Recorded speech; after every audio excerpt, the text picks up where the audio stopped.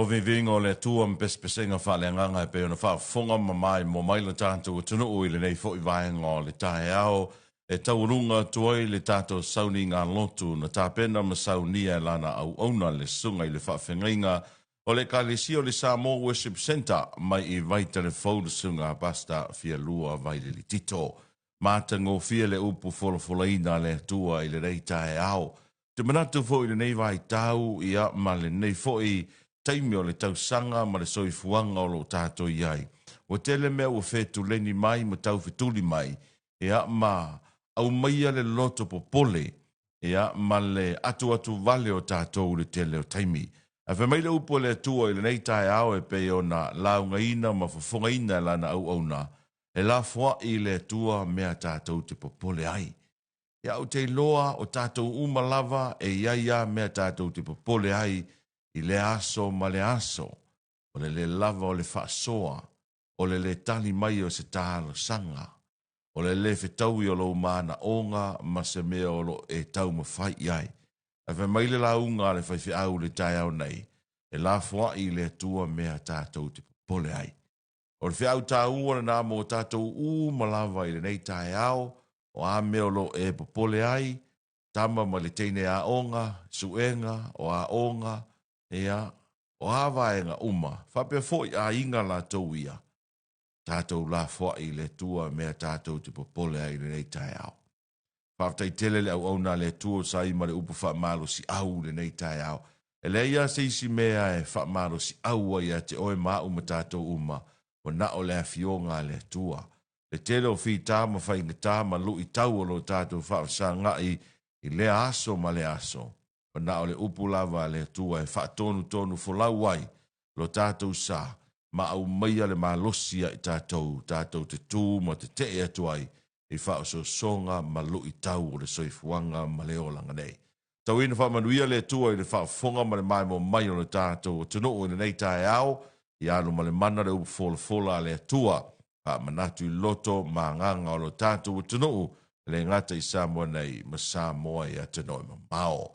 Ai o se marvale wati le o toe lua se fulu male valu minute o na tale o le fitu i le nei vaenga o tātou whaasalonga o te whiawhia e whaatalo vatu ma o folo vatu i le nei tai au fōma le nei tai au manuia o le tai au nei o le asolua le asolona lua se fulu male tolu le nei o le masino i uni lua a fe lua se fulu male ono o moli maila o tauso i fua ma le mātou wola o tātou toe whetapa i mwheno iai i lunga o pe au mangalu ea le tātou whaasalonga. Ma tālo vātu i le nei tai au, mai le tautua le nei alau le tio le 685 radio. Por kalame o le 685 morning show e pēr na tu sa atu na whaasalonga, le poto tu o whaasalonga i sale ufi le taulanga o pia nei. Tālo whalava and good morning. Ma Lord whalau manuia, ma Lord whaatua toa i le atano, ma Lord leo na sai, ia ma Lord fo le soifua manuia i le nei tai au. Tai tonu lava sa o tātou maua se whai ngā malo longa file mu le po na po e le pui ngā malu le tātou matai sile langi tātou wala whai mai fo i le nei tai au e le tantanunga tātou ma leifua mai ma tātou wala whai mai maua le malosi ato toa e mai le tūlanga e peo na iai ia le po na po le malu luo na po sole e o mai a nei le tai au e o le kape umamako e malulu e mau teo mai nei le tae ao o le matu wā malulu lafa. Salo e ia ui e peye e malulu atu nei loa na nafi. Ia wā len fai mei luas fulu tasi tike wina ia ia na nafi. Ia ma salo la po nei lo po le se fulu iwa po le luas fulu. Tu wā malulu. Ai whawhitai i le tua i le tau. Leanga le tau nei o le malulu e tele na maua i le malosi. Maua i le moe le leia le to tele.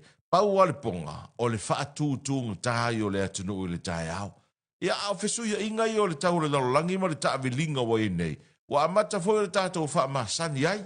O le mea foi la leo tātou wa i nei le tātou talo le tau ma le tūlanga e peona i ene malulu ai. E kere fi alu ingi usila. E kere fi alu i au skalia. O lava o le o mai le malulu i tātou i Samoa nei. Vi ia le li le nei tāi au fōma le nei tāi au manuia. Pa talo vatu le tātou o tunu e nei tamama tina mātua o le loa ma le lava loa le tātou o tunu e le ngata i Samoa nei e a ma Samoa fo i lo mai mo ma whaafonga mai e tunu ma mau Asonga fua le nei Amerika, Hawaii, Amerika Samoa, manisi o atunu o le atu Amerika, wa umatu le asasa na nafi na whailonga, ma wha manatua i o tau le asasa tama, ia o le wa amata ngā ruenga i le nei asonga fua manuia, la wa singa fo i o le nei wa yaso la tau ia. Taro tangata ro mai moa mai le atu Europa, Asia, Afrika, New Zealand, ma Australia, tato motu tua o i fiti matonga, ea, talo vatu, o folo vatu i le nei tai au fōma le nei tai au manuia, i ia le tua, tai mai lau tau so i fua mo le mātou wola, taro toe wheiloa ia i pe au mangaru ea, le tato whaasalunga. Ai, ele leo nāna mai ele mai, mō le whaafonga o le tato atunu, wala au whaitau wina, ia le lipoti nei o le tato talo le tau, e fua i ai fuanga, ia ma tāpenanga fo i le tato atunu, e le nei fo i aso la tau ia. O le tato talo le tau na wha mawina no visa na wā i tau i le afo le lima i le tae ao le so. O winga le tau i le so o au o savidi e whioloro le malosi o le tonga. O lo o uwhitia i pēr sa moa mai au mai ao manai timu e a awhiai le atunu ui neso taimi. Wha leo ngā ina whautuanga o savili malolosi ia e peona iai le so. Mo le sola vai i upolu mai vaenga nei upolu leo te mai tau atu e pi ese winga o le tau i vaenga ese o le tātou watunou. E upolu lava ia mai i whalewhaia pia ma pia i manono po le north-west o upolu pe mai le talo le tau i le so e matele ina susulu le la ma le lei le tau. O le winga o le tau na lea fia i tātou i nei le taulanga i pia mai i whalewhaia nga i tua tau i manono. Pe mai e matele ina susuru le la, ma le leile tau. O isi vaenga o pia, po upolu, a le pata, sa fata, si umu, ma le fanga. E uvitia se vaenga o le langi e ao, ma timu pupuu e iai. E uvitia se vaenga o le langi e ao, ma timu pupuu e iai, o isi vaenga na upolu. O sa vai mai sale longa i sale aula, e matele ina susuru le la, ma le leile tau. A oisi vaenga o sa la fai, whamelo fisa wa ai tau, e o vitia se vaenga o le langi e ao, ma timu upoo e iai. Le poti na nā le tātou talo le tau ina i a fua iai, fuanga ma tāpenanga le atunu i le nei fo iaso. O le tulanga e peona iai ia whamatalanga o winga lo wao le tau e peona whamawina i le tau le lima i le tai au le so. Wa wha leo ngā ina whautuanga mo saviri malolosi, ai o lo wha malosi a pēa whautuanga mo o ngā sami. E tu sai ma wha maunga o savili le tae nei, o lo atangi ai le whaititia o le malosi o savili o le tonga, e le luas lima i le tolu se 4 kilomita i le tu la, a o a ngai pē se sae pē au mafa o le ea o ta oto i New Zealand. Ai pei tai o wha maunga o le maulunga o a uma mangalu, i o ngā sami o le atunu, o lo tūmau pēa i lunga i le lua tesi ma le 5 mita. O ia tūlanga e wha moe a fia i pēa o ngā sami se i au atu i le fiafia nā nei. O le uara ngā te tau waili wha lea ngā ino whautuanga mō sa viri mālosi mō vai ngā umo sa moa ai wha mālosi a pēa whautuanga mō o ngā sami uma. E sou matatafe au o le sami i le so. O le nawinga, tau tua nā ane le saonga le mū, ia o le au whaiwhaiva, ia ma le au whāngo ngota, ia mai la tau e a ngai ni ngā tei whale o le atunu i tā e lenga, ia i le lipoti e pēo na au mai le tai au nei, ia se tau tua nā mō le saonga le mū, ia o se tātou o tano. O le tā le fitu le tai au nei o la e whaafonga mai mō mai ai i le whapaponga o tātou talafou, ia, o mea na tupu o le atu tupu i lau whanua o le atunu i le so. Tā le valu le pō na pō le sa taurunga ai le whona uso le pāre mene, pēo na si le fia, ia, a mata le whona o le pāre mene le aso ana nafi o le lau liwina lava o le tātou talo le tupe, e le iso o lava tā ia o le tūlanga pēo na iai, ia, la unga sui mamalu o le pāre mene, le tūlanga pēo na el tātou talo le tupe lua olua fitu. E taurunga la e whaila le whono ana nafi. O le launga mua lava le ofiso le whono ana nafi. Ia e pēlo ma le system ma le whono. System lea lai vaifa sa launga. Ia whaisi umi o tautonga whitia ia vaenga. Ia mana tōro pō i lava le whono mai le tai au nafi. Na vato au suia i le tau le lua i le au auli ana nafi. O le usuia la le fono i le tau le lua i le awa uli ana nafi, na whato tau alunga i le tau le valu i le po na po. Te maa nawa atua na po, wa le na whaasala launonga le tato por kalame le sea pola utele le fono. Ai o atu ta avale na i minister ma fai pule, social minister, o aku vo lea kipi na ka avale, o ka mafau, talo fai. Walu le aso, o saufa fai na i to i ina, ma tai tai o le tato o tunu. O tuaia na uma le fono na po, ai se ia nga i mo, ta malawa e no e fai fo se malo longa, fai se ta oto, mai se mai taune le fono uso le panemene. O isi session le lua i tū la, e saufa fai e lava tai tai o le atunu. Ia fato a maua se malo longa pe a break po i masalo pe ngā kols furu minguki. Ia pe tasi fo i le i tū la to, o mai to e saufa fai. E le fai ngofi e fai wa o tātou tai tai. Tūlanga pe ona iai. Tātou te talo fo i le nei aso, ia wā le fo i lato e usu mai le nei aso latou, e maua pelo latou malos. Awa nei wha pito lau te talo, tātou te talo mō te itai umalavo le atino. Mai ai le pāle mia o le sui pāle mia o le kāpeneta, ia ma social minister, ia ma sui mamalu umalavo le pāle mene. Tātou te talo pe nei tai au, ia wha fo i sia lo latou malosi, ma ia fo ia le li lo latou malosi.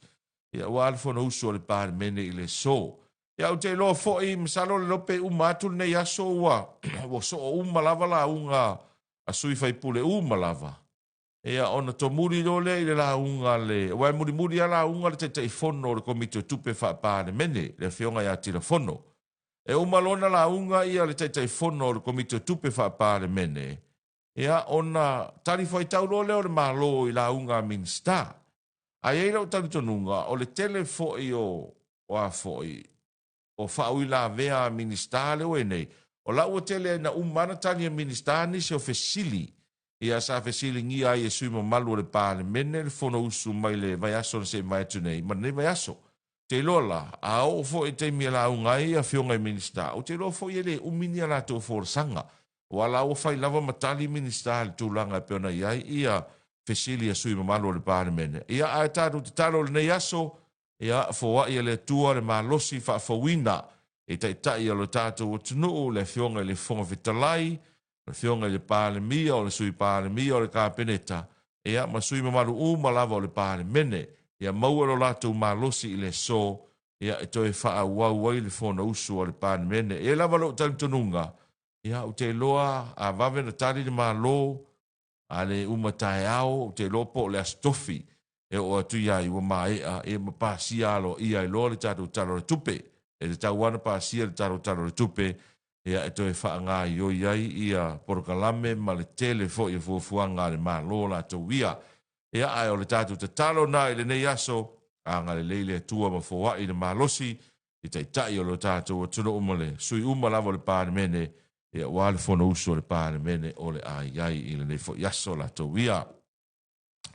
O te vai atu na po le breaking news mai Peretania na po o le ua whama vai le pā le mia o le malo Peretania. Whama vai alo ia le pā le mia o le malo Peretania. Ai o le a ia tau wawina pēr le tofinga o le pā le mia i le temile nei. Te mai o na toi filifilia se isi pā le mia fau o le fo i malo. O le tasi le malo so le masalo wa fia pā le mia o e nei. Ele umi ana tūlei mai se pāle mia, wha mā vai. Le umi tūlei mai se pāle mia, ia ai wha mā vai. Le whaila mai ta watu, le fau wha mā vai, ia wa lewa fo i ana. Lu ngāla lo wha matalanga i tūlanga e peona iai, ia le pāle mia o lea mā lo, ia o lea lai peona pōna, o tautu tulu le pāle mia o Petania na pō, ina ua wha lau i loa alo ia lona sauni le wha mā vai mai le tofi, o le tofinga o le teitai o le malo Beretania. Peo nisi nao mea na tupu ia i le po na po. Ai o ana nafi peo na si la fia le aso ana nafi. Le mumu ngā vevea le Amerika ma Iran. Sa vali fafo ia le foreign minister ma nisi o le au malanga Iran mai le taranoanga ma Amerika lena yei le aso na fi mantua le taranoanga lea mo le sainia lea o le male lienga lea onu se fruaso kusa o kamai e lau fali talanoanga e talanoa Amerika ma Iran. Ai lau fali ai ia le taitai o le malo Qatar ma le taitai o Pakistan. So lau fali e lua lau fali o le talonga lea. Po le talanoanga lea. O lea lai o le sui perestene a Amerika i Switzerland. Awa Switzerland le na fai el talanoanga ma le saininga o le file mu ai o le a fo o le crimen le aso nafi. O la lai malanga ai le a fo le sui perestene o le malo Amerika ia malana au malanga. Ai valongo mai ia Iran. O le aia luaku ia kau whaafefe e Donald Trump. Ai au e pe i tau e whao ngā e Donald Trump lungo le Twitter. Ai luaku a ia kau whaafefe e Donald Trump. Iran e ile mea kokeo o iei pe au kou le sangi le mea ngā. Te ika lo ma Iran. Sa vali do i fafo. Io e.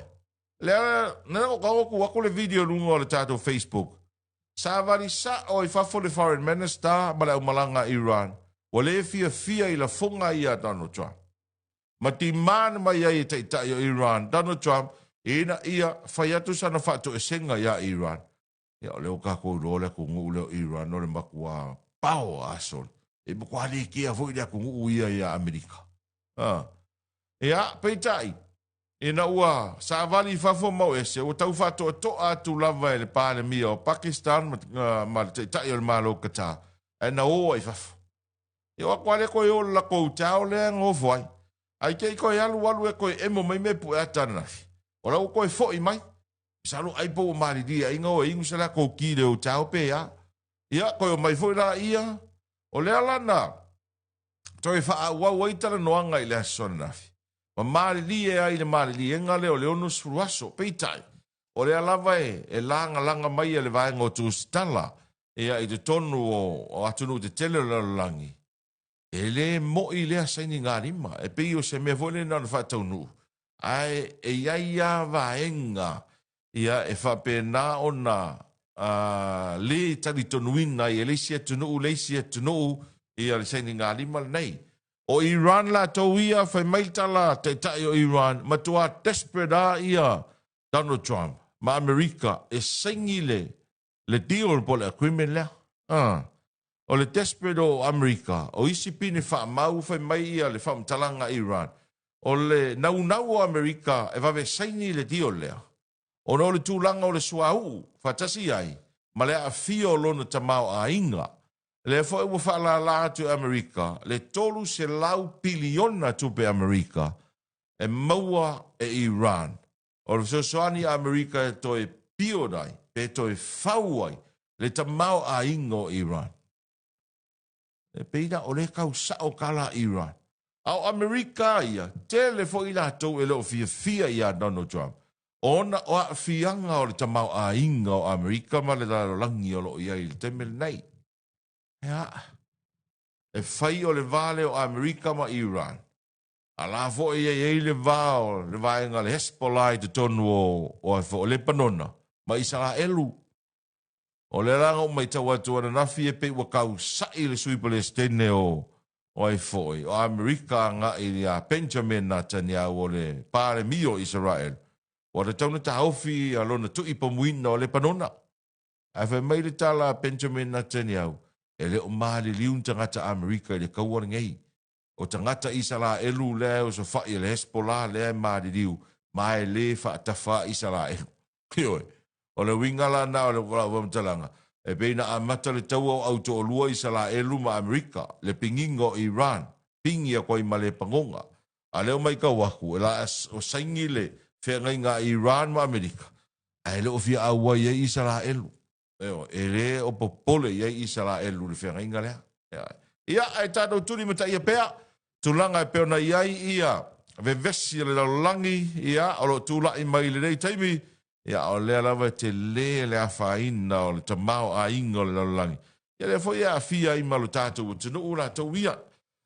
Tano se atu i talonga o le soka mai le tamu le sanga o le ipo le laulangi e peona wha ngā solo ai ia talonga ia mo le round 2. Ia mo au e fase furu valu o lo au wai le tamu le sanga soka le ipo le laulangi. Talonga na whatau teia i le aso ana nafi na manu malo ai Spain ia Saudi Arabia e whae le ai. Tutusa le talonga Belgium ma Iran eleni ai. Tutusa le talonga Ukraine ma Capo Verde te ilua la ai na mua. Ai vali e kopito New Zealand. Ele fea nafi e tolu ele tasi. Tasi na manu malo ni tasi le tutusa New Zealand. Tasi ia lana faya ina. Ia pe na yel talonga ile so nafi. O talonga la ufanga solo le taimi nei, la live le taimi nei, o Argentina ma Austria. Uma le talonga Argentina ma Austria. Na so le talonga Ferrani ma Iraq. Uma le talonga Ferrani ma Iraq. O na so le talonga Norway ma Senegal. Uma le talonga na tawalunga lola i o le aso nei, talonga Tunis ma Algeria. Talonga na le o fatulanga mai, ia i le aso lua nei mo le tāmu sanga soka le ipo le langi. O isi tālonga mania i o le ai tae ao le tālonga lona lua le au nei o Portugal. Ia le au le ata alo i mo le au le Uzbekistan. O Ingelani o le ata alo ma Kana i le aso tae ao, Panama ma Croatia, Colombia ma Congo. Tālonga na i le aso tae ao. Tāro tuli ma tai pea, ia le tāmu sanga o le ipo le langi le soka o lo tani malo ai a Amerika o Kanata ma Mexico e le taimile nei. Ai ua se mare vale wati le ua toe iwa minute o na tale o le fitu tao nei fa fonga mai mo le tano i le lua i fa salawina o tātou talafou le nei tae au. Fa mole share le tātou live. Share le tātou live nei le tae au. Fa mole lava. Follow le tātou Facebook page. Ia ma like le tātou burgalame. Ia, whapena foi na subscribe pilungo o le tātou YouTube channel, e le ngata o le 685 Radio YouTube channel, ia whapena foi le YouTube channel, ia a le tātou siapo lau tele. Patala watu ia mama a Nisi Christian Tour, malo mama whangmai nei tae au, whaptai pasta mo le whia ua le tala lei, good morning 685, alo whatu mama manuio whaiva. Tupuola to soni whawangali, good morning. Se umana tafa le pou o vite, ta lofa lava le nei tae ao, ia mai se fo ia lofa ngia la ai, good morning.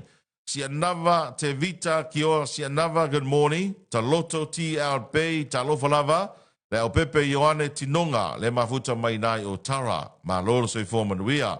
Ia, ma tala vatu se ose a Pokin, Paulo Foa, le nei tae ao, ia vatu pea wha mai senga, ona le ufitia o le au poki sai le mali liu o le nua mata.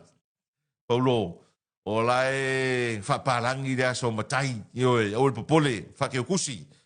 Ea, tō vi o tofa ma le taro tala le tau mo au kilani le so, ea ua oa wha solo le to ulu wa solo ai nei timu ma malulu atu le so nei loa na nafi. Malulu le sa o akala le kaku. Usa o le malulu le ingi usina masavidi, le a fia i tātou. Pe vano fa atu te musola. E malulu atu la so nei na lo na fine sa mo. Ale la fa mai talo le tau au kilani. E malulu aku le so ngai lo la so na fi. Me va ai lai ai. Fa inga o kong isi daro mai ko malulu mo mako. Ea. Fa soro atu na malulu tele po na nei o le su le ai va su lo pasene o savili lo su tasi kilomita le tu lano na sawa wa ti de na malulu. O le vainga i le asolulu ma le stofi timu ma waoa mai whaasoro atu i na malulu tele, ai o stala fia e ui na malulu ai toa fi le mu ma le lei winga o le tau o le atu maupea le lei o ni lapta inga o ni lolo wa o le tau talo le tau mo ma tau i au kilani ni sila. Ma loto vi o whaafatai mo le tau talo le tau nei tae ao. Lotu leofo, sorry, good morning. Talavati a talia lene so poanga e mai merpone o na fato a te are faya o to. Ma lor so fo manuia nei tae ao Salvation Paulo, good morning. Tala le fale beo Penny Allen talo falava. Ia o matou e luas fultikewi a tovio. Ko le aki o lau mea va ai. Sa ola luas fultikewi nei a Samoa ai lusu tasia nafi. Kalosia ai o kai au kasia o kai au sfruiva. Wa koe fia manga kua le mea le kaimiringa o ka kou le vaa se fuluti keri. Se o koe su ea me lo fiso le vaa i tau nei, po le ala tau sangale no o i tātou se fuluti keri. Talavati a fale toi sua vi tui da epa. Good morning fale. Malova ia Bishop Salah, to putala singi fili. Ia mai se foi a Tony Sua. Talavati a Jansen tulu maufoe. Good morning. Manuia o faiva a Jansen. Ia, va pe fon va talofa tia manu le vae el sepeta ma foa, ia fatu tu manu vao, good morning, mai lalu ma lava I savai, sani fata, talofa sani, maloa te usa ia alema, pisa to'o, ia, good morning alema, talofa ia lotu manu lotu, mana ainga lo whalongolongo mai mangele au kilani New Zealand, ti ese sua, good morning, harima fonga avei talofa lava, pa talofa tu ia tavau fua le to lau, ea malo le on sa il nei tai ao alo fatu ea mai New Zealand ea va pe von va talo vati ale au moana fausa lima good morning le au moana ea mai se voi va talo vati se wo tu ila va si ta mai ono malo ta malo fatu mo oi male ainga ea mai se foi eti teia fa ea good morning malo le usu le nei tai ao fa te tele ma fa mai e la to umalava lo mo le no e fa fonga mai mo mai ai ia ele tātou programe nei fo I tai au foula tau wia. O ana nafi le na whalau I lo ai ia le awale o Blacks in New Zealand. Ia mo le tamusanga fo le Rugby Championships. E nei tau sanga. Ia o se tala fia le whalau lo ina lo peleki New Zealand. E le fili ai leo le alo Samoa e vea makapeteni. Ia ale o le peleki le sunga ari sa vea. Eo ai. Le fili ai leo ari sa vea, ia o se tala le lei tele lea, ia mō tātou I Samoa nei, a mai se so se Samoa lava, ka ke mimika lava, I lea foi filinga, e pe ona fili e foi le alo le tātou o tunu u la tau ia. Ia o le, au le o Blacks e pe ona fili anafi. Ano pe ko fa ia I la tau fou ia na fili au le o Blacks. Ia e kau ke tuli mata ia vo I la wa e pole ale ma losi ma le ma nei o players o Blacks. E leo whakamala fo I leo maila e o mai ai ia le Wallabies Australia. E mai seala au Afrika I saute la tau ia. Au le o Blacks e te loa o le to tele le au le o Blacks le na fili le aso ana na fi. O le to tele lava o I la tau mai le au le Hurricanes ma le au le Chiefs. O le mako au se fulu kasi ka mai ki rau I ko kongu le o Blacks. Faksole. Sa si le mpeang ko oifo mai fai le o Blacks. Le ko pega le ko fa e pega le ko lima kama le Blues pa pega foi la Crusaders le to tele lava le Blacks o le Hurricanes ma le Chiefs le o fili ai nei tonu ia o le au le Blacki mo le nei foi tau sanga la tawia ai o la mai tau atu ia o se tasi o tama fa na o le tunu o lona taimi mo mua le nei le o fili ai le o le Blacki New Zealand o le li le o so ai kus kamalea Xavier no mia le taalo le aua Wellington le Hurricanes ia le o fili nei stasi na new cap ia o le aua le o Blacks e pena fa lau lo ai ia I le aso ana nafi ia o lesi sui fo le o Blacks e pena ia I le aso ana nafi ia o le lio Anto Sekna ia il tulanga fo le loose forward tasi na sui fou ia mai le aua leo Blacks e peona fili le aso ana nafi. Ia o leisi sui fou o le aua leo Blacks e peona iai le aso nafi. Ia o Charles Morby. Ia tasi na new cap o le aua leo Blacks. Ia vatasi ei malea li tonga lea. E soafa ia fehi fine nang nofo. Ia o ka unga kai o le ngorga. E toa fa sui fou o le aua leo Blacks. Len fa lau loa ana nafi. E iei leisi sui fou lena fili nafi o teimi hana. Ia e peila o le foringa mai e aluatu e kawa se tasi o le awa lo Blacks o lo wha amanu lia. Ia ai o le tūlanga na peona iei le filifilinga o le awa lo Blacks ni aso ana nafi. Ia o la fo mai ona filifili nisi o au wha wā malo e peo le Wallabies wha pe foi ia le awa le Springboks a Afrika I saute la tau ia. Ai o se tala fia foi mo le awa le manu Samoa o ana nafi lena tu ua ia le manu Samoa ia le pulenga le manu Samoa le tātou tunu. Ia le sunga ia le malu tusi pisi ia fatasi ai ma Kane Thompson. Ia manisio I la tau e to fale fili atu Samoa nei. O lena malanga tu ua Samoa ai malanga ia e whilo ai lava poto le tātou au I tonu o tili. Saun ia le il masina fau le tamu sanga fau le o le Nations Cup. Le tātou te tā alo ai ma Hong Kong, o Romania, ma pia o Tues ai le sia. le ala na balanga ai tato awa nafi. A o le manaia fo i la o le good news fo i le mo le awa le manu Samoa. E na ua a lele mai ele tala na nafi se tasi sa ta alo mua i le aulea le Chiefs fa pe fo i le awa le All Blacks. Le sunga ia Sean Stevenson. Ia o le ua fa lawi loa le ava noa mai leo Sean Stevenson e ta alo ai mo le manu Samoa i le whaiunga o le tausanga nei i malanga ta milo ai lea le manu Samoa i Europa i a November. Ia e beon silo fia o le li leo Sean Stevenson ta alo mua foi i le under 20s a New Zealand i le lua fe, I think it's 2016. Ia a o lea la o lo ta alo ni tono i apani tasi anan ta alo ai mo le olpeleke New Zealand. O le ala lo ta alo se kalapu i tono i apani. A ina whalau i loa foi le li o Sean Stevenson le asoan nafi. E tō tele atu nisio i lātou. Sa ta alo mo mua le olpeleki, ma nisi sa ta alo mo mua le Wallabies, o le ua si lima, e o mai e ta alo mo le manu Samoa. So, good news. E a whaftai fo ina i nei alo le atunuu, e le tūlanga e peo na iai ia le langolango ina o le tau mwhainga le tātou au le manu Samoa. Ia e pei o na iai. Ai ua tātou le fitu le nei vaenga o tātou whaasalaunga.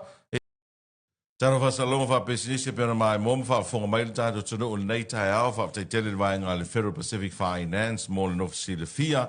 Au nanga pea whapemena mia vā vease no ngā tupe po se loan a whiane le vaenga leo le Federal Pacific Finance o lo iai ia i le building foi lea sa iai le APM mō le taimile nei o na lani mai o na fausia le lātou officer fou.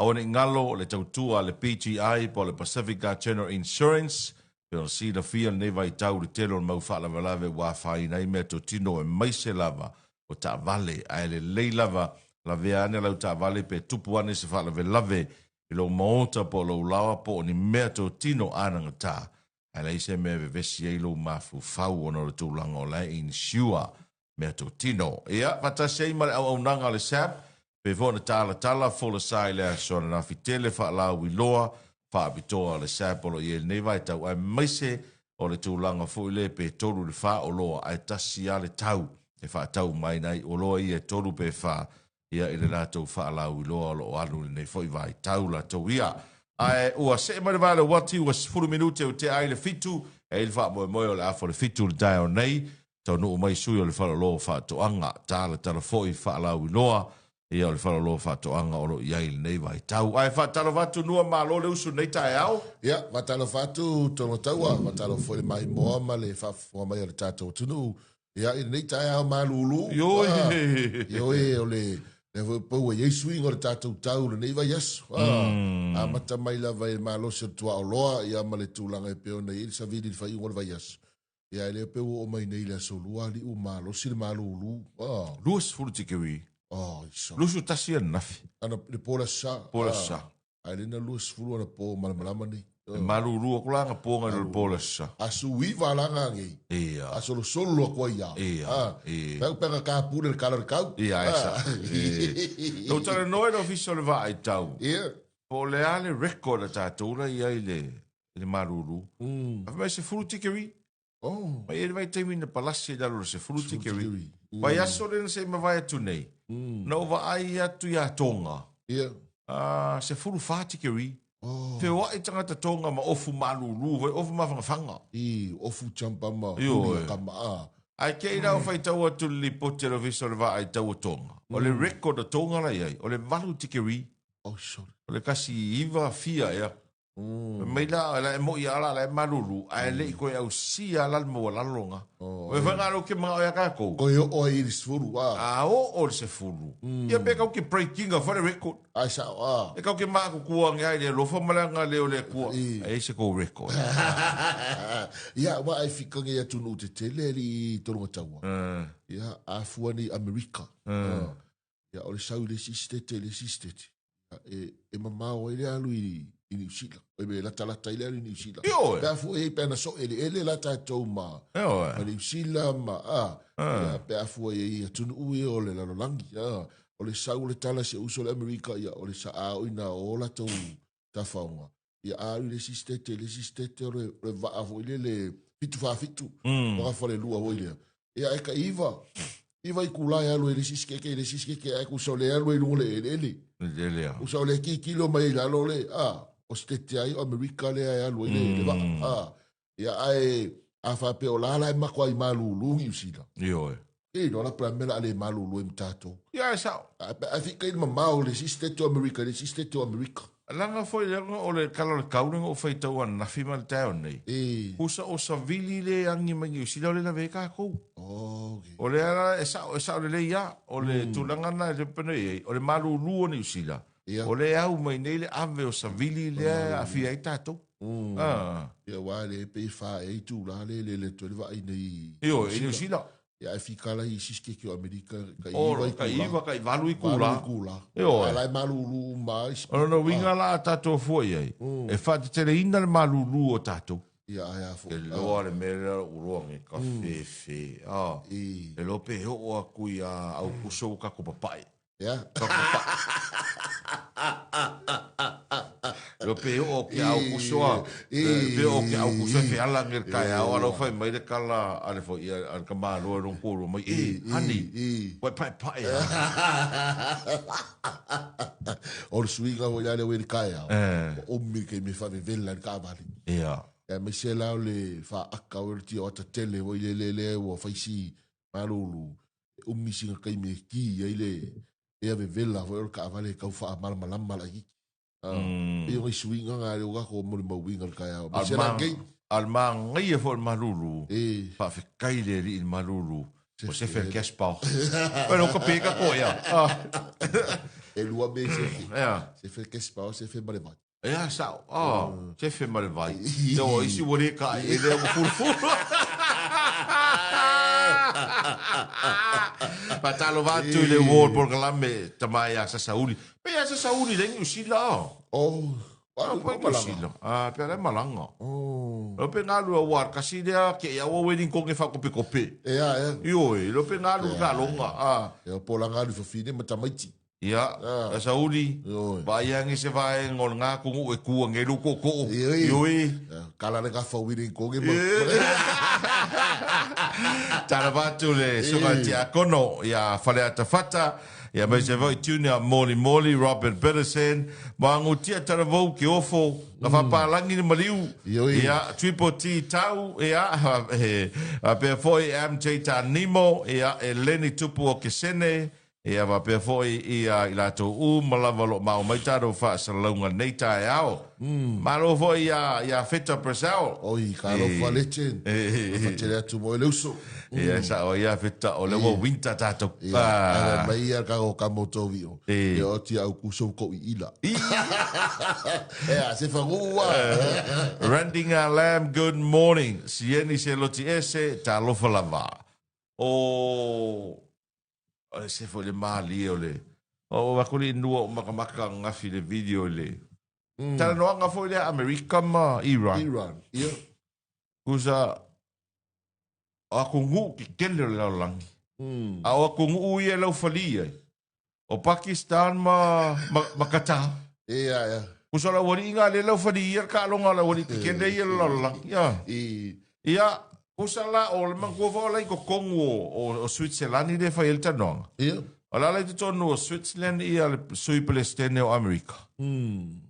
Ai le malo lo sole le Twitter ka malo tonu tua. O le ka kua nga Twitter vo ia i lungo le post a kua nga Twitter vo le. Ia. Ia fai mai. Iran a kou le sa ingia le mea ngā. O le afu furu ma mao kou. Fei kalama Iran. E whaari mea le video ngang sa vali mai o le foreign minister Iran malanga kala ngoa i lau whari e kolua. Nga ala ku mai kua ia le sui presidente Amerika. Tio i ngā urua ia kung ule mkware ke ai kakaka. Anga umanga kala ngoa i lau whari e rua sa vali o i fafu. Sa vali e se rei sa ingia le whera inga nafi. O mai lola ia leo o a foi o le sui presidente Amerika ka ufa lama fo la ko pointa. Ia ko e mo mai le me poa ka ngafi. O la fo ko aku Iran ka vale ko fa wau le tala no anga masai ngi le crimen. Pa pe no inga o le utau le inga ko ki o mai.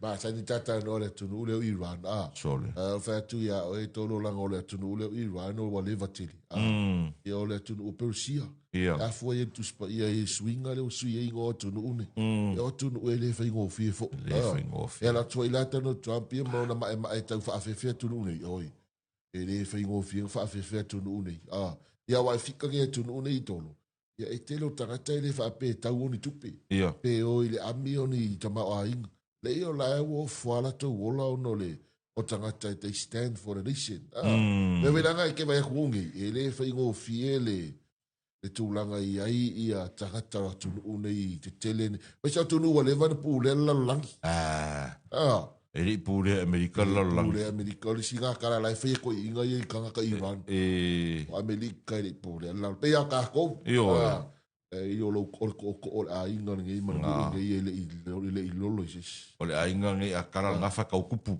ko ngua la wi la i fa penga ko inga la ka Iran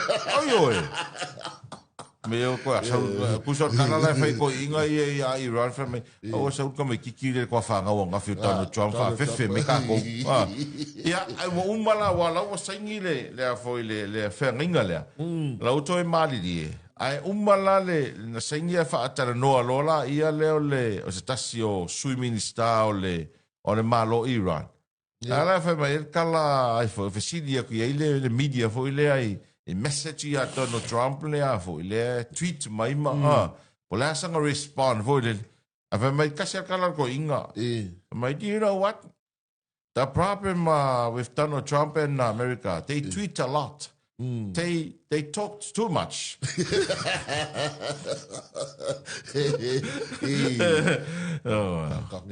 so le solo muri ka ngaka sa tangata fo ile mo miele umi io ka mino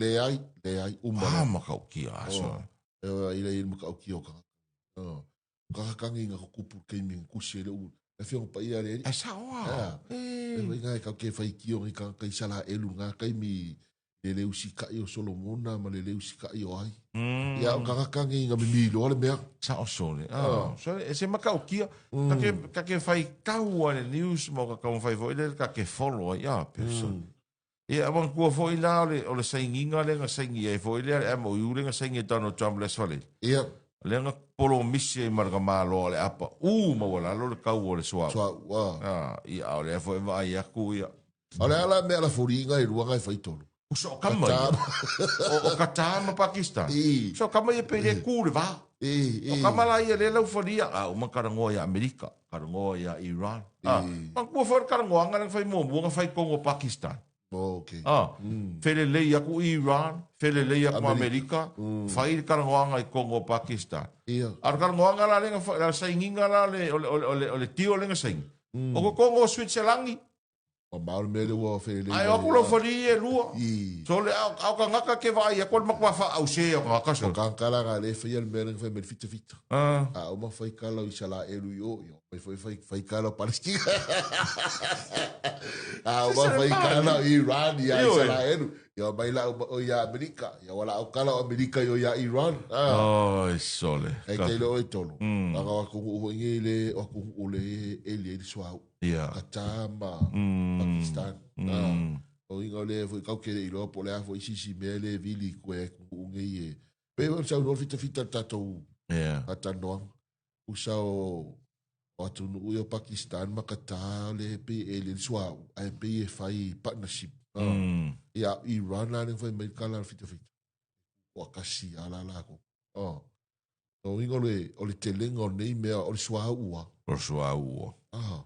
ia salo tasi na vai nga le taru te fa tali e nua tato atunu te fa tali li masina fo le a se tala mai o le suau a wale mea moni anua ia ka ilo ia o e po e ila o a uia makoi o ka ila ka o le peisi ia word basi gara geisa wama ingia ai a o aku la ile masinga fo ai ko e si o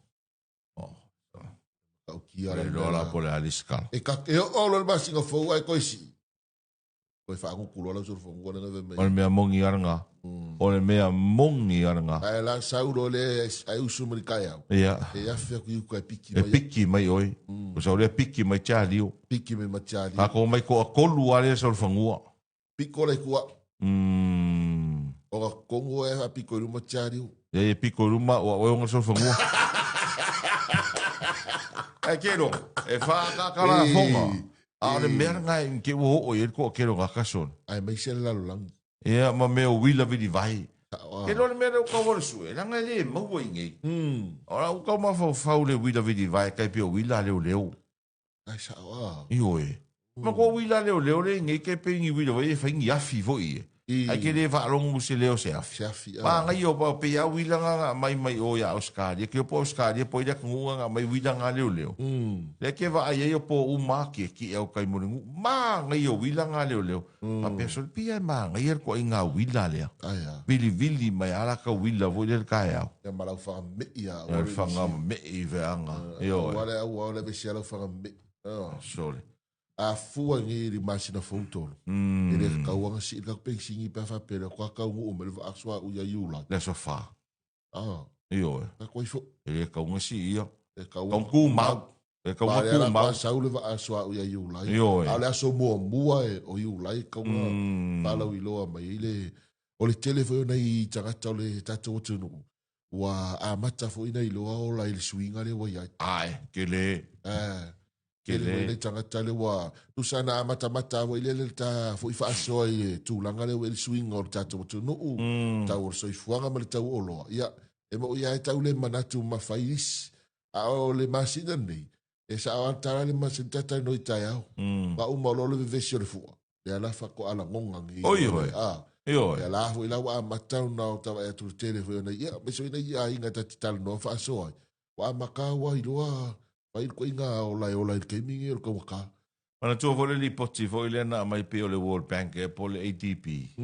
E na mai le li poti vo ile le tūlanga o le slow o le economy o le lalangi le a fia i vo i Masamo o le Pasifika. E le ma whainga ka ko fight against le swinga le sau nei. A e ta tau o na tātou ngā lulu e tātou. Ini mea tā pena tātou lo toi fale. Ia. Le winga la from talanga ia kai pe me vole o i ale ko ola ia kala takta salausa ki ya lo mana onga ia o amana onga sa ma sani na iai ko kaunga ki ya lo kaunga ku ya lo mana onga ia o swinga vo na isai ngo ta faro mai o le me vole o swinga mato ia wa ma se o swinga o le kau fai ki el kupear Io, o pawanga me ka ki ngara rue, io ka fai capital expenses. Io. Me voi sai ia sa tu fata i mata la ta miti o malato le aunga. Ia le o mako fa pariginga ku. A ka i maka la la so fu ka ula so lai. Io. Fisi ke le kupe. A fa ka mai langa i me fo i fa ile lunch. Io. Nga o sa ia le usul ka ia po e I pit falawa ma. Faile lancha ka miki. Ngai mea ngai. E just te kako. Kau ki wha malo si au fo i le atunu. O suinga i e anga i mai. E le ma whainga kako kuku ma kako fight ye. Ai kako ka ngofia kako ka pinga ro kako loko i whale. O mea lo kako a inga. E ka ia ao o mai whakeringa. Alai lava tā pena. Lava tā pena. Ke lele, ka me le tala si tiuse le mai, kwa me la lugu luingo. Kwa ke le alma ko kupe sefe mai le kupia ka miki. E iei le fale o la uo maasania na maeva. Maasania e vili mai o la tu matara no i weekend, matara no ala ia. O le weekend la lengo o la kungei. Ai. O la kuolingi ma maki. Ma lingi mai se piki. Ai sauri piki. O la umori. Seki. O fai aku. Sole. Pa fe kai ali. Angal kama le a fulu mama. O wal fa susua. Ingu fua. Ai ke fe merkana la kama. O le swinga nga le o e kako. O le se susu. E se me fai ki. Ai mai se aso se kase le vai aso i ngole la bodi. Fa ai. Why not? Ako fa masangi ai. Ola mela ola fa mangi ia nga. Fa mo fo ngia so se lua pe ko lu le vai aso i ngole la mori. E wa lava makokoe le ngā. Ngai or kamara. E sui mai foi, o se fe mai le kupe alu e. Whakaule le a foi le me fai ki. Whakaule suka. E wha mai o le suinga ngā leo ilma kua whale. Whakoe. Manga ia. Ngai mea la iki aia. Ioi, e whai e oe i alo wa inga. E whai e oe lau fua. Ma lau whatatau. I vaenga o nai te... Sina fia o e tau I moro wa inga nei te wa se o ma inga tolu. Se o mo mana onga o le faita wa fai o tangata. E o sia inga I to tele, so ia inga I to light. Ai fai o le fua, e te fua o le numero o me am fai ona ngai o em fai ona sefe mai. Ia I nei te me mai sefa o ngai no le tupe. E fai mai ia ma nei malene. So le leo pa ulping singing u sila. Wa te tau foi o tau kalusia ia nei ma. Ioe. O ngai vachas foi. Ia. I rai leo ta Larison le fatalofa mai o le fale mai le Starship au kilani. Malo I rai ia manuia nei tai ao. Biol born. Good morning. Fatai telen ma vuta mai. Tu ia vi matangi malie ta lofa lava. Fatu lingtana ta lofa. Manuia telen nei tai ao va pe foi lingi nua. Ia mai lato umalava ta fale tu ila epa. Ia mai lato umalava o lo mau mai taro fa salunga. Jack Roberts. Ia malene ngā uta. O le ataro se atu I le whaasalonga whaapisinisi nei ato I taliu mai ia ona taro se ele I tera noanga masui o le whaloloa o whaatoanga. Taro whaasalonga whaapisinisi le nei vaenga o le tai au ina o se manawai le wati leo tue rusu 20 minute o na tāle leo le valu e whaamamo le tāle valu down. Nei whaafunga mai moa I le toe whaasalawino o tato talofou mai a Alice Augustino.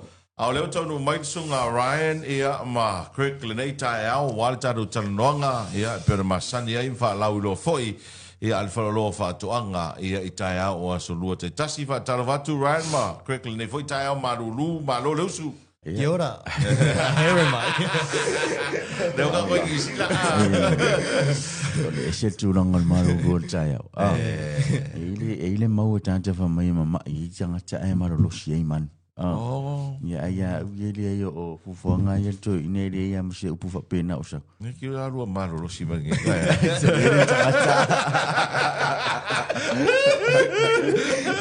Ia fatalo fatu tu mai tu tatu tu no yo foi pule mai tu malo te tasi ia foi mo le no fi pa anga mai tatu falo lo telo tatu lo mali tali tu nuing ole o lo male o nanga company le foi a China ele utamalchai ia lo mo le no ia sia ia ma anga ia tu foi tatu falo lo ia mo fenga fatunga I fatal fatu mo folo fatu tatu por kalame ia fe ma uma fonga al pusiri mal pulenga malana fenga luenga falo lo mo fatuanga e fatalo falo ia tu ia ile nei tu la o le tai au ia pena falo sungo lo tu la I foi ma ofisa malu Hello fatalo fatu foi ia wa analisi no la unanga ia ile mafaiona I lo mai ia e New Zealand o Italia ia o Seattle Seattle my Texas O Vietnam. ma Vietnam ma Colombia le vakalo va mai tuna fido mai vakalo va tia tui Greg ma tui Ryan Le pepelo si ringa sa mo.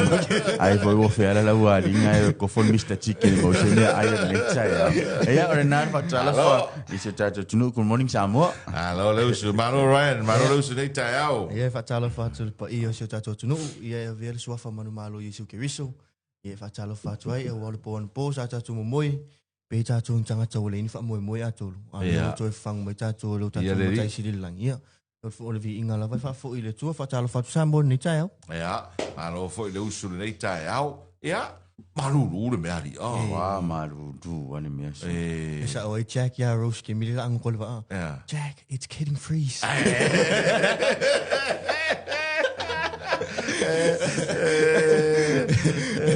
Ia na samo. Vai akula Jack sa boya Rose me. Wa maruru vai ka ngoma ye luga. Ali be se kier kai. Ja, na fotu leva no au te loe. Hei fol tape nanga le te lua mai mo lua nei ta au mo lau fai fato anga ma lau fai fai wa fa mo mone. Ja, moni lava. Ja, o le ta au ia mle so tunga tau ai I ro te po mle tape nanga fa love to anga lo ia ia ta to masina ni uni. Ja. se i te paunio le vai aso. Ia. Te paunio le vai aso. Ia ona whaamutaina loa leo tatou whapitoa man whalau lolo whalu mo le masina nei. Ia e te pisa e tapenanga mo le masina iulai. Ia ole tui man whaamanatu. Ia mai valvare pia ia al fau. I se tatou tunu tulanga lo ia wa e toi fo i le tau le olo i le tau masani. Pa inga talo fo i le tau toi fuanga lo fitfinga lo ia le te min nei. I le se fulu 5% toi se mai tau masani le pou pe fa chau fa tau ngal pou.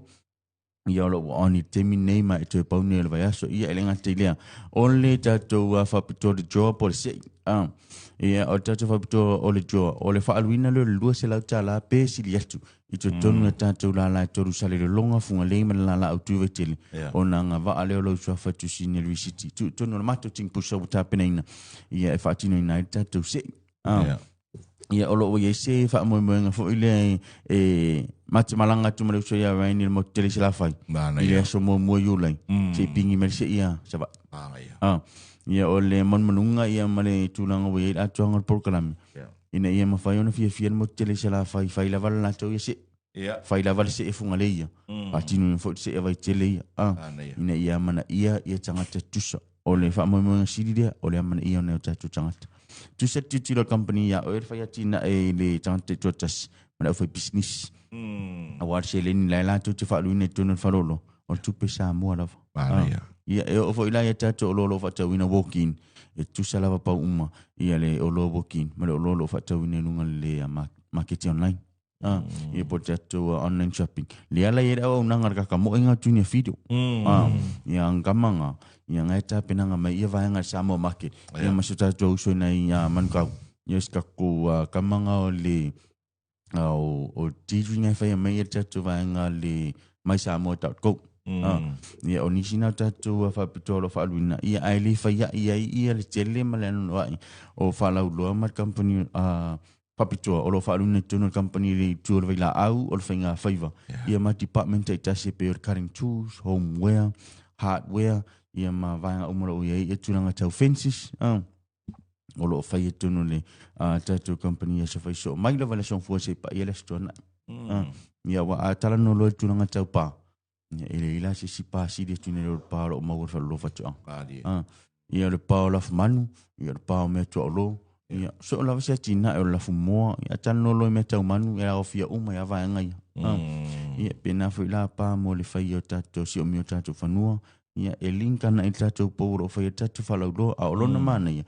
O le fa luino tu pe tato po. A si dia tu ma le lo se la tala. Ia nga va ali si ke lo po to no tato se. Ia tu sepe to ese a maltau ma chani lunes fulim pasin ai a siria tu mal lo se lau foi ia nga va ala va tatu fa ptole ia onisina tatu fa lo tapisa temini ia mo le tatu company na la tu o tatu ina su tatu tunu mana ia le la se ti Ryan fa popo mai tatu tanu anga nei tai Ryan fa mo muli ia fa tatu no tau mo le mano ia le sata ua le so ya kwe ke tu langa le fa nga fa va tu le tu mana tu ai o lo mo le pai Wara te mine te ringa ngau ka wai vile le pea pasa kula wala foi le I mo fa sa o fi manu te tasi o tole o mai rola po le ale pa le fa ngai fa ile le si o le alo mo mo pa I sa o lava fa on fa ile le fa sa o po pa fa su e so lava se va nga wa tele wa pe la fi o ngale o sa va ile fa nga e fa la tu pa fa su o tole o mai do po le ale pa le fa nga si va nga ya alo mo wa fa lo fa tu ngal fa tu ata ka para le va si o sa o ya le pai asa o le pai ala kai pe se upenga no se le kai pe se upenga e kai mangi fo ia se pa mo ai le lo ki kili pe mo se pa mo lo mo wal lo fa tonga e fa ona e fa ona a fa pe fa lo mai le pa ia mal malo a fi ona ta se lo fu fa sa ia lo mo pai al fa lo fa tonga e na o le fa lo fa tonga lo mo ini samo ia la son na fi sa ma to va to I tuale fi ongo le I tu malo fa le ali di lua le veni ava noi mo to fa tai le fi ongo minister ia le fonu fa vai ia mo le tatu mina fa au nanga fa lo fa tonga lo nga tawe teli le mana no ai o lo sa ma to mo le ia le fi ongo sa poi le fi onga le o si uniu ia ma le fi ongo salani ia o to pa ia no fa ti to sala ele a fes ma to fa matalanga ia na se le fa tau vai mo le to fa tai o no tatu mina le o nanga fa lo fa tonga ia o le mele fa to nai ia le telo fa pule ia le a fi ma tangi fa matalanga ia o loa ma le au nanga fa lo fa to anga le ma fa tu salia fo le inisi fa lo we're not competing us but ole fa lo fa to anga yo fa si le von tau tu to no malu su tatu nu afa pe o le te fa lo mai ele mo sa tu pe fon fa vai im fa ne ya fon fa vai what mai te adu fa pe yo ka la ku fa pe ke isi que não existe isso, que existe cupela tu money. We're taxpayers, so tato, o tu pe lava tato, ava pe o mafau fa we faisa watinai. Na lo walu level fon fa vai. Just 2000 matai. Ia na faile ona tina. Ia maolo lai lava fo ile ia mele mo so fa tai tele ia le tu malo fale ali numero lua. Ia mo fainga fa la tu fa tau fa lo fa tu anga nafi. Ia tato se mele tu vai la ato. Ia e wale na masela ina le tu langa nam ona ole malu lulo ye o tana fo e umma ku fo ilo ale kama isi sendo le malu lulo ko tele mai lo fo ngam awon ingalo malu situ atu tunu yo lo fa alu pe tatu vaila au tatu masini lo stock lo sa fa tasi mal tatu vaila au nepisen mal florence ye le ngata le tu stock o tama fa ine e ku le ngam ye ale icon mal klo ye o masa ni mala wilo ai tonu sa tatu tunu ia wal fa ama tino ni inset na fa tau mai la fa lo fa tong mantua ole fa lo ia o lo mo fa anga tong tau ole chemicals mal fishes e alu la pa u ia fa so aso uma fa ona na su tu pe tau tu fa atu ma tu fa lo ia fa so fa tau ia fa tata no ni so o lo te mana oi ia tatu o mai fa ile tu ole e tele me fi tan no on man manunga tatu taibi ia ole to na ma sila ina nei vai tau ole pe so o pa atu ngata le ma tu mai lava ma tu tu il mamalu se tatu tunu ba iso generator yo lo mower generator iva fe kilowatts ono afe fa afe tolu afe di maselau male lu afe di maselau il fa lo o lo mo fa tu afa pe e fa iso al mero le per power ba le sa fa lo ngole fon tangat pan mini le fa tu apa si se la million no fa le ye afi ava pe la ko apa si e ko wifi processing on isi afi fo e ono continue al mero le per power eu fo ninga lo se tatu tunu e mo fo ma tu generator nga afa pe fa tu tinga tu ma tu no lo official e mo fai ona mai ma tu inverter generator nga e fa ola ko foka o e ma se leu e ka ke kala ngua ma on the recording e ma se leu e mo fai ngola le po e malulu fai ngola ti ka manga sa o ko pusa ka ola inverter generator mai sa o mai la va siaman io fa mana tu masani le malu tu tunu awone ingalo awote mate fisidi mo so time ava pe fo ile lava fa so awote poli im fa yona e su atu matu fa lo ma tu min stoi vai tele matu la lai funga lei e mala la tasio lo tau tu ina mo tele sala fa im fa fa o lo tau sanga su managers yona fa ole managers tungot pulinga yo la tu ye lu fina yo ma fa fa unga mo so anin malu su tunu ya malo fa tai tele na ia fa morianga au te lo foi tasiele o nang e tasiele ma fo nga lena lo fi fo lo fa vai ma le tele ila to ele o nang al fa lo fa to anga le tali to nuina o lo umi to len fa nga last and longer ia o brand for long for no matter fa tuna ia only brand for ma only brand for what tala fa so lo pitolo tala anga inisio tu o tato a nekelope po le lalo langi o la tu fa nga ina e pe la o lo sa ta o so ta o timosola ta to lo le stock ya o tano ina la tu Europa wala to experience ina le o lo ya afa pe la o tano unga na so ta to tunu yo no ile so son challenge ni tini ye ni insetul nam ma ole a le to ye se nam na o talana fa tu ina mai ele ta so ta to supply ia fa tasila malon apalaina ole apalaina ia male fa tinu ino va uma installation ta to vela au ni ponda to machine ni im pa yon fa tinu ina uma ia esu ia fa lo to ngo mana o tawina i fa ngai no le machine o mon fa ila onga mo le fa ngai no ta to machine ni ia ile fa ngai na nga ta monon te mitala fe ngai mo le malo so ta to tunu la to te mana na e fa ta ni machine ila na vela au ne epicent male flourishing ia fa yon fa ta wina ta o ta to calamity motion ia le apalaina ta to vaila au ni e luas fo personal apalaina ta to vaila au mo i to no ta silita pe mai alo la apalaina mo lu super sene pole 20 mils ia ma fai on faila apalaina luna lua ile se fur pasene pole 10 mils i to ton o le ta silita o le fa mo ngatele la vaia ta to vaila au ni ma ta to lo ni stoka Whaina whaongaina indoors ma le outdoors. Al whamoe te lila i tu le outdoors, le anga o le outdoors, le sau le inseti ana i tonu. E le sena mua tau tu fua tonu fatuaru le i fafo, e sau mai fafo, tau tu fua so se vaenga le whale tonu. Ea, o le si vaenga le tato masini ni, e mawhai ona seki le taima. E le masini, ia e pipi ia i lava, ia vaenga nei mo le seki ina, o le taima tato masini. A whapea lava tonu tau e te whina ngalo e seki le taimi, e whaola ina ia lau e tu ualo mota, e mawhai lava. E ke kaunga seki pe tolu minuti tolu tu la, ia ma honest prayer. Ia ua e le o se ngutu fo ilea se itu lau. E ono pasi vave fo ilea i le sau o tato vaila au per sau de whanga vau. E pasi le mula wa se itu lau i le sau o tato vaila au ilanga noso le whaonga ina. Ua e 0.01 i le malosi o le pasi ia po e mista tato ngutu o le whanga au le whaaluina mo tato vaenga nei. Sau whaatasi lava ma tato host. E mawhai ona ko ngeki kasi po le alto inga mika, luas fulumita, fast fulumita, ma tau te tapina ina lava i o loa whaape nei. Awa o saude o loa la ititi, fe o lolo mle o loa la po. Tal fe unga male tu inga area o lo e mana o mia le tu ia i o tato vai la au nei. Whaatinu ina malava ia o nga mole whaonga ino le masine e tere i tu uano whaonga pia whaapeti whatawina. Ia o vaenga whale installation e mawhai on tu watu ia suya company whaatinu ia installation no mota. Ia po so se vaenga lava awa e mautino la vea o nga mote. O fale po whapolonga fo i whafu. Ia mai watu fo le whamawhai nei tato hotels. Peo i level no whanga nei tato tangata ta whama mo mai whafu. Ina i mwhaiona tine i eile namu. Ene ngatala ona Jay Saleman, por inchit. Ia ai mwhaifu ona eile amno e whaamate nei eile namu.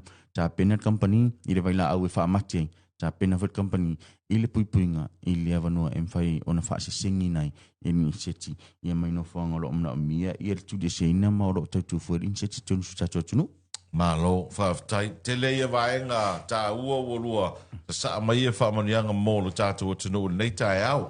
Ia, se wangawa i se si vaenga te fisau no iei, Ryan, ai lei taurunga ina tāro tanuanga, whaamole mole. Ia, te Paula Vale mele whamole mole tonga taua i o nei tai au, a whapeo whaalongolongo mai pa ia mali mamalo su tatu tunu i le tū pawari. Ia. O lo sa ilia ne mato skula ti se to wha. Whamole mole, taua a tu lau tu si apalai e te le inupia, e te le ula, te le tangofia le whala ufasaina. Ia o lava le poto masani, ma le to mai masani. E le whaatingo ingo le ngaluenga skula ti. Skula ki security o le au po le po. Ia, o le po. O le po. E da le condition kasinga e miss. E te le fia moi. E te le tau tunu moi. Ska wako e markamaka ki le rako ke moi. Ia inga umana tato su engos tato security. Le pia e le tangfia whala afsaina e le tangfia tikeliki. E le moe le tuli moe lava. E kangale moe e moe moe le hapelea. Pe moe alam. Ia e whasal moe saoa. Ia onisina o vaenga lo iai. Awa e iei le mea matangofia i la tu e mwheon apala i le vaenga.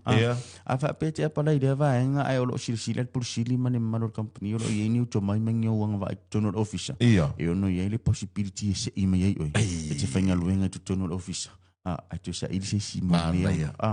Tūlanga matangofia na. No fola talata le taulanga. Ia mai e ono iei le ono mwheona e tadi atu. I se tadi vave lava tatou avanualo fasalau. Tau au mai tu se apply tonu tatou officer i Vaiteli. Ia poe a whape mamau Vaiteli. I ono tu ule ina i tatou la tangatane. I ono so ta e tu de mo se temi vave lava ona o lo mana o mia. Ia whatu atusi lava ia lau tustausanga. Ia ele tu atusi tatou vaenga lo i tatou whalolo Samoa Agriculture Store Company Limited. Ia po vaenga fo i le pulisili. Ia manmano tatou pulenga lo iai. E pe whaingo fia e pulisili, whalolo whaatoanga. Whaingo fia na. Ona tau au tu le wala tangata la tādia mai tu sia palai. I le tangata whainta. O le tangata e tau oloa fo le tangata o lo tādia. Ia vaenga tatou whaatananga ni. Ele sidi atu ma le se furudua i tu lai whaino whaatali o lo tu stafsala. Ma tau te soani fo ia i lato o lo ieto mai manga wha. A whai o nofo le whale o lo ieto mai malanga wha. Ta pena tu sia palai e watu. Ia e watu rola o lo ieto mai malanga wha tono lo fisa. o ko mekia. I pengere ka ko ko fa ku dungo. O sina tatou fa popo. Ia whaatasi ai, ia mara unanga lau tele lawa ia tātou company lunga Bank Whailangi Samoa Agriculture Store Company Limited o whaaluina tātou Facebook page, online shopping, Samoa Market, ia mana mai samoa.com, numero telefoni lima tasto tasionu sari longa lualo lima fitu fungali, male lua lima ona watu olo whaaluina ia tātou numero telefoni mole la au tui vai tele. Moni so whamtalanga, pe a whaila wana misi sa whafong na tunu pele, ia mai tātou pa ang whaonglongo i se vaenga lo emna o mirso sani tātou porkalame, asi tātou penga Whailangi, pe mara au numero telefoni mātou te tali I lau mana o ngalau tele I aso whaiso mō lau watina I leo tamatai. Ai mori whaftai tele I lau whionga mani mano tātou ofisa ia mori nea mano wha aua mani nea mano matangofi whaino mamau si au tatalai niso vaenga aile ngatailia o le whapitoa o lo whaaluina mon masina yuni whaaluina lua se lau tala pesiri atu ma ora mno tātou se iman malo tātou whainung tupe ma le se furulima pesene uto se mitau matani o tātou pou pia whai se whataunga me te mau nei manuia lau tinga uma o le utamatai tō whāsoi fua Samoa. Alo whaatai o nau whaafonga mai mo le tunu o sui le whaalo whaatoanga tolu ona la tasi sa le longa vai tele mafunga lei e te asiaini se o loa pea wapena misi e te oil tātou tanuranga. Ia po o lo wasiasi ane foi I lungo le lātou Facebook page mo nisi whaamatalanga. Ai ua toi valu minute le te toi ona tā lea o le valu tātou se atu le whawewhianga name whaasalong wha business. Tātou telefona na toi whaasalawina mai ia Alice Augustino e beona whaafonga mai mo mailo tātou o tunu ui le vaenga o tātou whaasalonga. Seisi whawaponga o tātou telefona o le amwhana e mai mo ma whaafonga iai pea tāle fitu I le taiao a taiao. Ai ua se marawale wati ua wha minute o te ai le valu I le nei vaenga o tātou whaasalonga e manatu le ua uso le tō tele o le aturu. Pe au mga aruenga wha ngā solo le nei fo iaso la tauia. Ia mai se fo o lava singa o le ai elu tātou o tunu o le nei fo iaso lua. Le aso lona lua se fulu ma le tolu nei o le masina o iuni lua afe lua se fulu ma le ono. Ea. Ma ngai si kala le nga mea ngafi wa fili se alo sa moa e kapiteni do pereki. Na ia tele ia vai pe ale tatau mata tu foi feeling o le plexari tolo. Ia. E pe foringa mai na ali le yes le mai fa foto super Rugby Pacific le o fili New Zealand. Wa le o fili le Rico Ioane fata si foi mamo unga. Ia. O ia le ta alo I fa mai o New Zealand. Le fa pe ala fili fa ta si male. Feeling o le pereki. Ia. Ia e mana ia. Fia ia vai ngale a foi dei ai nga malo si umu ali wa fili la to walo kapiteni o pereki. Io. O le kele o posta na tanga tala fia o si umu. Vai lo mai la to lango ina. La to tama fana kapiteni o pereki. Vai Paul mela me si umu ko Paul mela fa ka la comunio. Ngala unga la fai pule a falongo. Ia ai o vai aku lor pereki. E pe e palasi ma mafaro pereki le au le Hurricanes ma le Chiefs. Okay. Se fu kasi ma ko sui lang fiti. Ai ala ia le Hurricanes. Pe le Hurricanes pe se fu mo ku pu. Quero que le Hurricanes pe ko fia sui le Hurricanes. Ai ma ko so. O ku pe al ko faia. Ai sorry. Lei e le ko kele. Ele ko faia so kango ka va ia ku le. Ala o Crusaders. Crusaders ngal ko lima. Io fe kaui o la mele a kele fi ka pe fa pe perform. O me pe fu ia unha performer ngi kausang. Sa ia to vi to fatolo. Ja. Ba ku coach fu le chief se o coach lo pereki. Ja. Ese amo me o ka lo ko internet ese o ka lo international. Ai. E fai a kovi o ka wong sai mai. Era kau so foi o koia, kau so foi o koia tang. Kana ngo mai au le o faino. O koia le faino. Kana ngo mer kau sa fo. O sai mai. This is our time. Kana ngo mer se mi faino. Io o le te vai ato le au le blues kusanga o le ko alima. O Kogo Lima, Bernard Barrett, o Caleb Clark, Sam Dari, o Anto Sintner, e ma Patrick Tuporotu. E ngar ko Lima, lar ko au leo fili. Wa ma ko sukas, e man ko ngu me la le Chiefs ke le fili ki le kausanga. Ale ko se fulu, ko sukasi.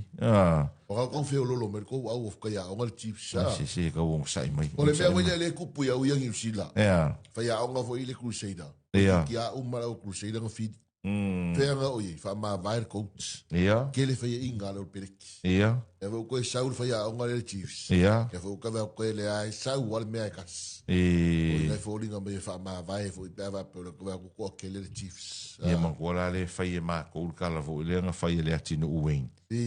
No fai le malo. This is our time.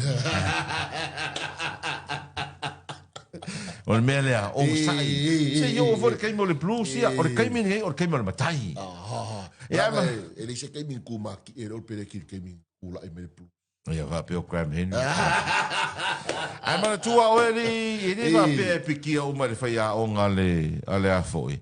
Ale Chiefs ia. O la wei ma Graham Henry Congo selectors. Ia, Lau koe mai e ma Graham Henry ma e o tana le as whaalongo tana umanga. O le ma ngai o le pikinga o le olpereki. Kele Chiefs. Ka pe kengi le Samoa lei, ka pe teni le Samoa. Ia. Alai ei ma lesi Samoa i le management. Whaalongo tana umanga. You know, e kere o vaai ako aku mai se konga. Ia.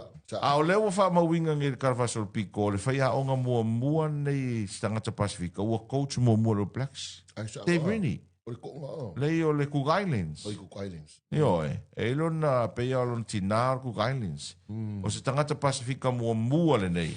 Ia ua coach le o Blacks. Usalong kingar Cook Islands. Along kamao le. Kamao long kamao. Lea sau sava. Oh. Mako. Ja, sa kom se versjongen makai. Ja, tuda. Kana ngo mai Keynes ma Chiefs, ele kau fo inga kele players ala Chiefs la ala kiki der ka. Ai se kiunga, se yo sai mai sole. Banga o ko sole. Ya wa polea fo ma ga yo fia o ga Chiefs le we. Ka le wa lo ko mai el fia o le plus. Ja. E bene che lui facessimo lungo le level plus. E apa ya faya o ngai Crusaders por se ai che rongo vol me wala inga che ro vol me wala che vol me wala inga lu ia te vini au mai Graham. Wa lo fasco inga va ku makua. E le senga ru. E se ku.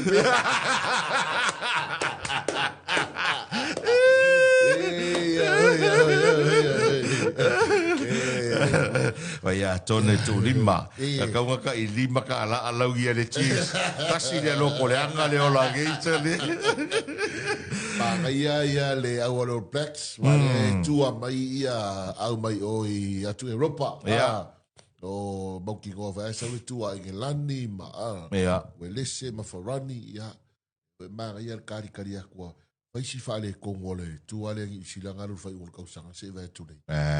Ngalu yo Europa. Kele yo la foi inga E le recorders kamanga le nga uma karoingi. Ai skama. Oska me ki la lo ka le skeki. E mana tua voi. Mana tua voi mele le fai unga se sele ali una kapia ni sila na fai. Ia. Ola e alu le tamle sanga o ipo la langi taruai. Ia. Le na fai a onga i foi ia lazy foi Chiefs. Ian Foster. Ola e alu le ipo la langi. Ai onga ngi usida fili le coach. Oh, so. E uma mai le ipo la langi. Mai o le coach le le Scott Robertson. Onga o musu ga ngi sila. I me ange o se sia kungu. Onga o langa records nga ye Crusaders. Au Crusaders. Le ke mo le history. Champingi. Ai o ku lunga. Nga ki koa. Pake ka inga. Rugby. Ma o i Rugby Deans. Rugby Deans. Ma ko fo i champingi ku se. Ai Rugby Deans. Ai ro le wala bis fa le kongo ai. E kai pei foi lá o Scott Robinson. Champingi. E ro ko Blacks e hockey record. Ma ai la e ka ko se sila la il Chiefs. Sa warfa ya nga karua Ian Foster. A final All Blacks le po lang. Alay mo sa singa mga ko All Blacks le po lang. Lang o power me wala nga. Wala ka po Ian yu sila 5 o matay le po lang. Ai sa. O mai fili ni coach. O mai fili ni coach. Kapag kau ganin nga mea. Dalal mero ngi daw ko fa sa o lawo ko fili mai le matay.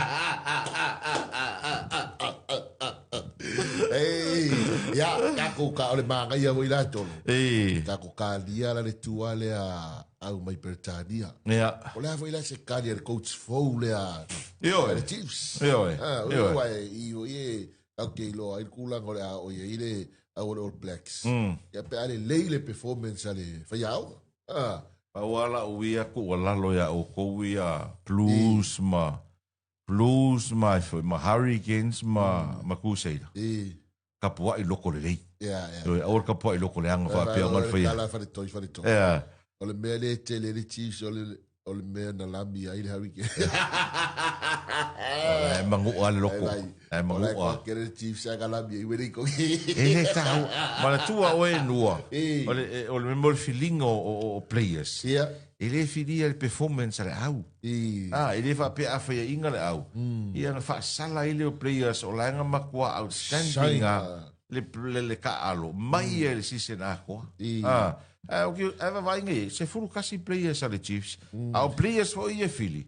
Makua ile lei arka alo mai ta misanga atoa. Ia wai le va pe kwa fili faino. Io. Se faino. Io ka o ko le faino o leva. O le ka o ko le selection al fa yao. E va ngai si vai ngai ko ka ia ku suai ku ma. Per ka lolo. Le ka ku suai fa yao. Ia se tala le foi mo sa mo ile fa la ilo mai stasio sui o peliki. Sean Stevenson. Ia. Ia ta alo mo mo o peliki. Ia le la o le a la foi. Le a sau ta alo mo man sa mo. Ia so. Ia wa le pe e va no sta martu ale alu ile fa ngor tau sanga. Ia ta o man sa mo. Arsia. Ma naima. O le matai ia o Black Sanana. So ia ma naima ka rido ia. Ai pa pelo ko vestidi ko. O le kamale la sau nge kalo Black Sean Stevenson. Oi fa la ngi sidan kalo. Lei, oi, se nua, oi fa ngi sidan kalo. Oi la ngi sidan kalo. La kalo le au fai ku malo ia le. Pero Chiefs. Yo. Pero Chiefs. O que pisa ale anga le lei mai le Chiefs. O mai ai ka mai ki. Mai ai ka mai ki. Ai o se ia ma ia. Mai o meri kai mai ngi. So ni. So ia. Ai mana ia wana fai tau atu le reporting sa mai station media New Zealand. O le tua al man sa mo ya November le no mai ia. Sean Stevenson. Ana fai lola Sean Stevenson. E ai si tamata alo. O lau te o mai fatasi o lau fa ai lola la to fita alo le man sa mo. Mana ia so. Mana ia te. O le lilo Sean Stevenson le ta alo nei tono Japani. Ia. Te ala ua avanoa e ta alo mo tato au ka manga ia ke. Mana ia. O le ke leo players ang iusila e umaro Super Rugby Japangi roa. Tax free. Ke le kupi. Tax free. Ele se tax kongia. Al menga ringa o ka mai kongo ya pangi tax free players. Ele peila o afo o Europa. E ko ia o maro ku pe ko equipe tax. Vai se que le tax. Ke le players ia ni usila pe umaro Super Rugby. O le tono ya panita aloi. Pega un bavor kalapunga ka aloi ka o misoko. Misoko. Kay malbisu no. Kalapunga e ke le ka tax free ngamba ka aloi misoko. Atar si ia na ia lo fa na o le o si ile lima e ia ta alo mo tato tunu. E ka lo mo lunga ka ko ka penga ngore di be wa maka ko e a. Ya, o le on na fina tu wel tato tunu wel tato au. Ia. Le o malanga i tonu o Chile. Mantua sa inele malu tu spisi McCain. Ia. Alela na malanga ma players fo in filia tu nei o tuna, tu itama, tonu le vaea. Ia el sapeta ma Warren, to faila to. Le na malanga na fifelo ai umalo le au tonu Chile. Sa un ia lola ia le mo le tamsanga fo ile le Nations Cup. Ia. Mana ia. Ia wal masina fo. Masina fo. Aso fa e yo la ka mo wala kalaka mai fo ka mo. Mana ia elo te tonu le leil tato au mori po la langi tau sanga fo. Sa. Elo tonu e mo ia la fai mai li si au vai ngai de ko mai ngi si ala ko mai le lo sau Sean Stevenson. Ia. Ia wala a wo li si wo li fo le pi fe ka le ngula ka piva me de ko au ngi ko mai ngi players. Le ai. E pi le usa mo ma ia ko inga loko. E si mera ngai me la ko ka fia loko ngai ka mai. Ya le o South Sean Stevenson. Ya pela sau ia mai mai ka mai ngai folo mai ku. Ya. Ya le vai ya le sau le ya Paulo fo. Ya. Le si le sui ku ai o le vo inka alo I au ngi sila. Akira Ioane. Le a Paulo fo. E ma Josh Ioane. E fa mai la o mai la sau mai Akira Ioane. Ale vesili mai o mamak bawala. Pa mo le vesili atu Sean Stevenson pol la kapisa mo pol uniform da so talo. Oi, café. Ai, mana ia foi ole, I think ole si va en ta u le fa la u lo mai le la kapisa mo le son na fi. Ia. Ole alo ia ile o filfilinga ia o le tai fono fo la kapisa mo. Le fitalinga na mula ulu pali sa miliota. Ia. Le wa au fia nei te tonu o le World Rugby Council. Ona tua fo le tofinga le sa ye mo tu le epa I te tonu o le World Rugby Council. Ia. Ia le ala o fa ma vai sui tūlanga I lole o namlo ulu I le tofinga nei. O le te fono la kapi sa moa. Ia malo ia I lo te tonu o le World Rugby Council. O le stasi nao vaenga fa malo si au le ngaluenga la kapi sa moa ma I la tōlo ngalu lue. E unai ia le ati na e la kapi sa moa. Mo alo ma whanau. Ele me foi le tātou foi le pe anga I le tāu po foi le poloki. Le winga lau tala o lau tele. Taka te whaari solo la tō manatu ma whina ngalo I lungo o pena te whailangi.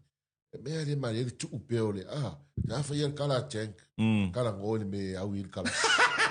Ala ele maa ngai o le kuu pea, ia le au o sau wale World Rugby, koe alo ia. Alo ia. Lo walu lo le mea ia. Au kako kapu wa, ima kako kakaro.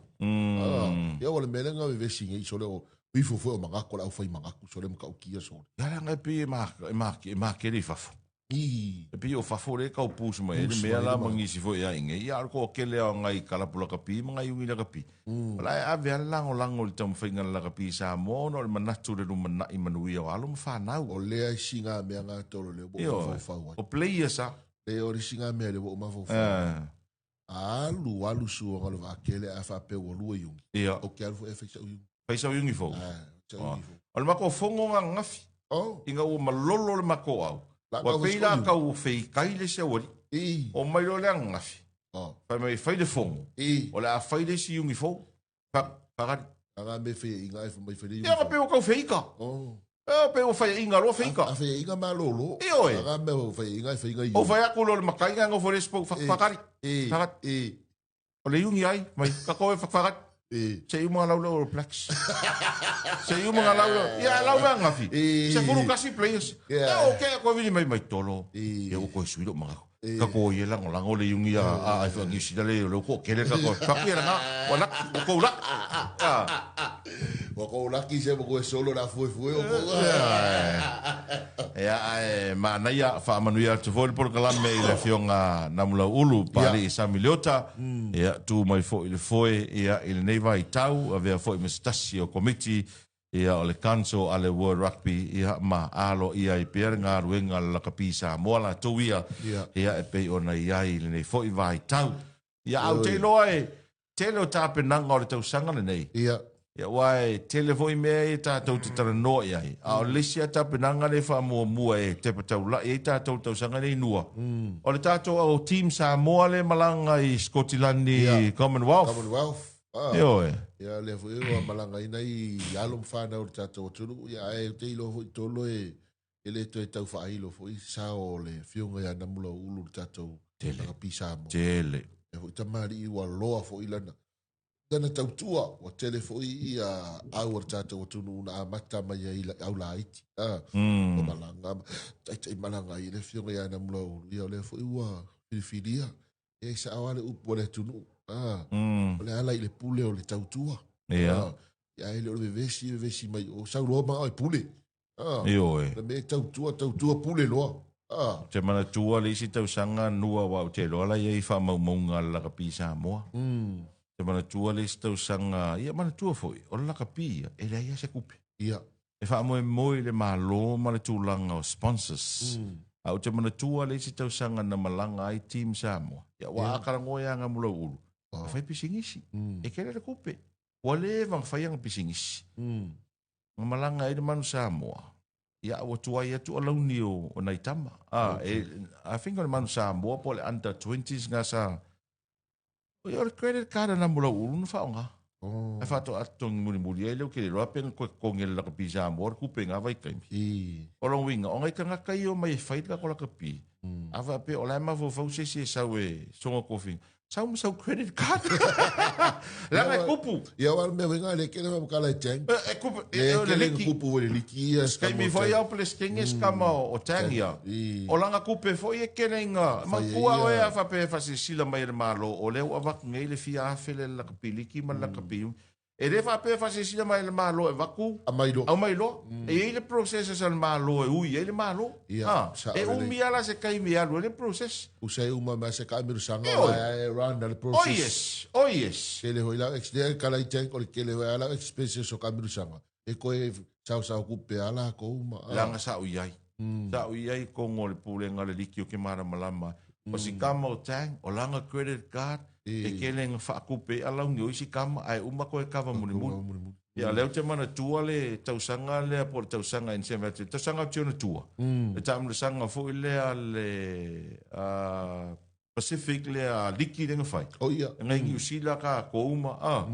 Ke manga kua ina o tuaina o maili tupe le malo. Ia. O ngai whai pisingisi ai ko kongo le liki nga sa kupe. Ia skama le a pleskenge kai mingei. Pionga le whai pule a fiu. Ia.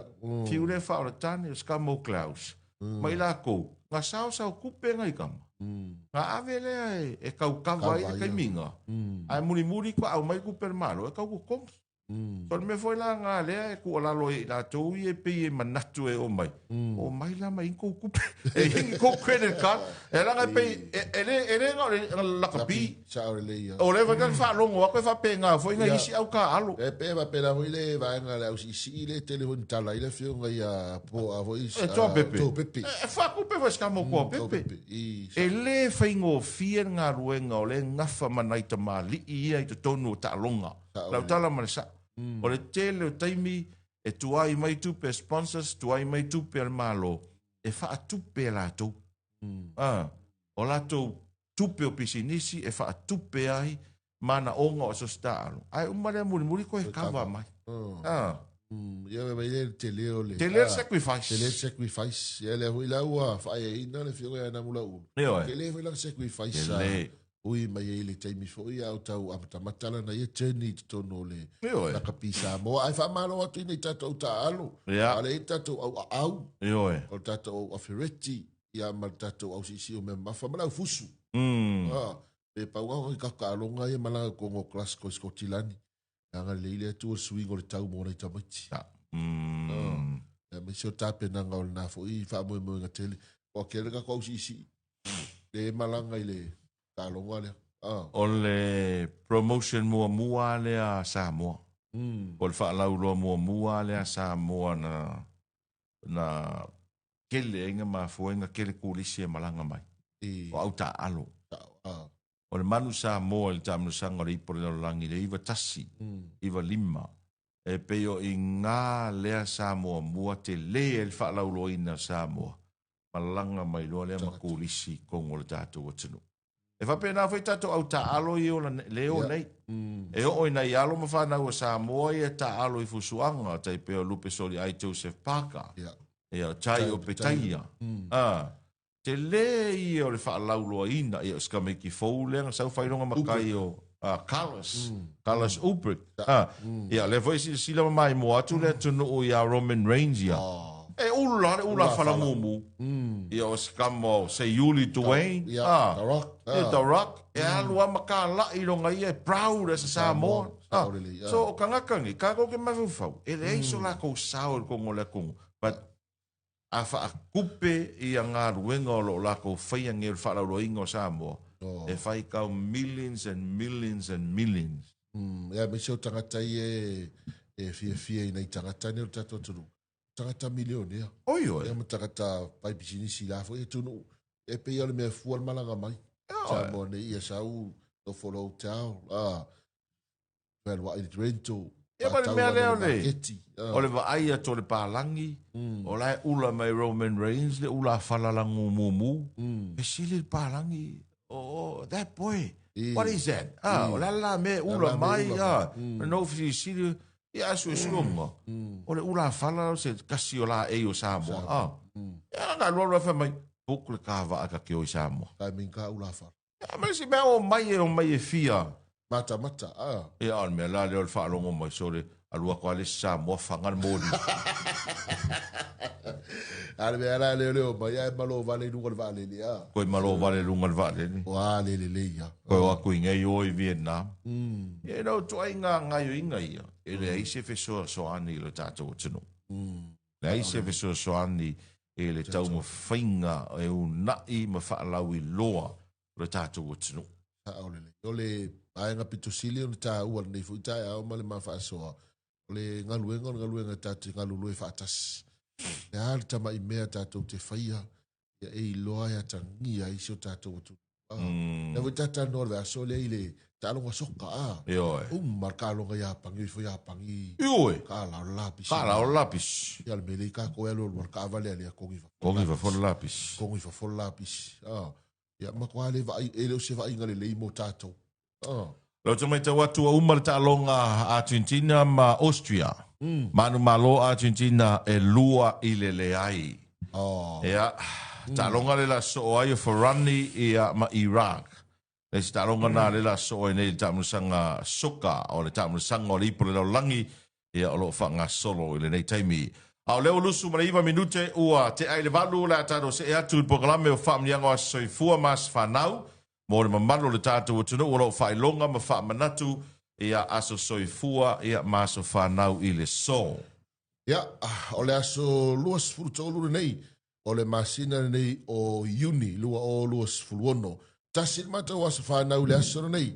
Se uso ia amalamo masivao manuia tele lo waso i fuali i uso amalamo au iei fo ina ngā luenga i atunu mamau ia manuia le whamanatu ino lo waso i fuile. So, whamanuia atu le aso whanau o Auckland Asiata manuia tele ia le tolu se fululima tu sanga. Peon fai longa ma fa manatu ai i le so. Kau le ngisi nga so i fua mai le aso lusu. Kolua li o yungi li ia. Kau le ngisi whangau ai. Lope sa kau malolo le factory baby le aso lusu. Kolua yungi li ia.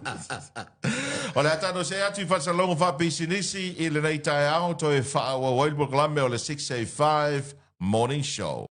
Toi me moli whaftai tele business ma company lo ngā lurue ma so tau au whatasi ma le tautua le nei a le 685 radio e ma le borgalame o le 685 morning show i tai au te tasi. Ia, whaftai tele lava le lango whaftai tele lava ia sai ma le tātou whainga pa anga. Peon sila fia o le tāo le whai le whiawhia le so ia le tātou borgalame o le siapo lau tele. Pei tai ia e whetu na i lava le tātou borgalame ia ma le fono le pāle mene. Ono le whanga solo le fono le pāle mene, se tau mai tau atu po ata imi o le fono le pāle mene, ia ono lo tau lena, tele na whao ngā lunga o le YouTube channel le tātou siapo lau tele, e wha salalau tu sao ai tau lumanga, ia o le fono usu o le pāle mene, pe ona whanga solo ai le nei fo i vai tau. Ia ai le umale, tau longolongo pea, il tūlanga e pena i el tātou nupi whā. Ia, hei. Ma nei ai aua fo ina i tali ngā lea tunu. Ia wai pe e. Wai pe o lea so mua i ulai e pe e tele ina. Ne winga la o la ufa matalanga ia a mawhaina. Na fafonga e le fionga i le main star. Ia muripolo fo i le asfarili nei. Ia le lava i aso i ona a mata i le nupi whā. Awa pe ke o piko mai no nupi whā ai piko i kolpengsi. Wa mangaia. Pe sau fa kasi foi. O le so mua. Ai fo. E kali kongo mai o nua a sau le pengisingi le so mua o iulai. Ai si. Ia. Ala sau masinga nupi fai ke le sina kes. E kaude manga ia la ko kele. E kaude manga ia wala wa mawar ku pekele. Ai afa pea e sau le pengisingi. E si. Ai kuai menupi fa. Ia pe sau fole nupi fa ala kiki. Ai fa longo le tala matumu mo tangata. Ola ia se ngal nei nupi fa. Ia. O si e pensing. O si e pensing. Ai sau e kele. Wa ke le a le sosoani. Ke le sosoani le atunu. Ia le a ka ke kakalongo ma se fau pea. Ioe. Pea upo le tātou watunu e longo le tuli le tātā. Ioe. Le whafoi nei le komiti fau. Komiti whafoi an lupi wha. O lo tau taimili nei. Tau taimili nei. O tau fo i le tua i le atunu. Amu ia foi o tau. Amu ia foi o tau o tau fia. Ei mai ma tofi. Au tau o mai foi le teimi te tau. Ioe. Teimi o le ua matua. Maka o mir so Mir so swang. Ia ma keimi ko ko mai ko le. Kamao ai. Ma ale o kamao ai. O fili. Ale o fili kongo ya oko. Fili le li oko. Ioe. Ai le ma wolungo ko. Ke le la kong fili ang fili le li oko ka wala ku le fionga le li panmia. Ai sea. O ngo keimi la fa pengi. Lo le le. Ioe. Lo le fionga le li panmia o ka ka ngi ma fa yonga. A fo iona takeringa ko inga kaimi ngi tono tato. Tani le tunu. Tani. Manaonga. Alu suanga o le vakeli. Ai umange ai fale kong. O ofisili ngia no le fifilinga o ko. Ar kai mingai, this is your time. Ioi. O ko kai mingai. La o fionga kai fongo mo ko mik fa foi. Ma la o fionga kai kai pule. O ko kai mingai. Cha o le ya oi. Ioi. A fa pe fa i lo men giva yaso. Ioi. Ya fa pe la va ben fa i lo mai a fa pe kuainga. Ko le kikinga. Ma fiki no le poto o ile. Ala wa elis mo va venga ko iloa. O le mea tonu ana na la ina peina tau le ma ini te le se inga o le pensini. Ia. I le masina le neo iuni. Ia. Le anga sau fa akasi ma porkalame o le fua. A kongua. Ang kua la le vai. Ka ko alu ma le fua. Le ko alu ma le vai po le fua. Le ma ngai o porkalame ma le kunga faukasi. Ia. E piu fau e le ka. No fau ka pe ka ngalo aku le si. Ai nga umma le fua. Vai la le oila wo yengi. Ai a sau la le pengisingi il masinga fau. Ai sau e me pasenga no pifa. Oh. Ngalo ma ka pengisingi. Ke vai a kola o kala e ngalo o mga kinga. Pero kola pasao. Ngalo matinga. Ngalo matinga il tango tau le pensi. Ni pe a sau ma le pasene e fia se mawalunga le ke aso le ai. Me voi le tata o tunu. O sa ile o so o lunga le poto ke o silo. Ke o fasa la lau me se aso le vai aso. Nei por vai aso fo. Ala me aru e foi lunga li fasa la ua me se mea. Ewa ya masa sa longa voi ele fa pe ilo pe ke o fai fa ali lilo mai. Oh, ea. Ngi kupere ngu ore a fai fai lo dilo. Tau mea tolo ia mua mua e meri a kuia. Nanga oi fai lenga mua mua e lo inga le pasinge lenga umba. Wako wei ora wawalo le pasinge lenga umba. Kulenga sa ore le wawalo. Ava pea lai ke ua. Ere o sa o wawalo. Pai ore upunga le wawalo a vede iki. Ola protection. Pola tau mate. Kide ele ki valoanga. Ele ki valoanga. Io e. E aga ia la u foi valo a. E ia I ku valo. Ang koi ki asa ola u. Ki asa ba ko le ka pisa ora ka kausa. Na me ka pisa lima. Io e. Ele nga saule me fa e pe. E sa wa e di manga me ser kas. Ai ko ele fa no ku le pisa se fulu. Io e. E fe ho ile petit sene wa fa ya sa se fulu. O le merero como fa ka usui. O ala ka usanga ni ke ungi. Ia. O le penga usau I lunga I me fa lele ku lunga le ea. Ia.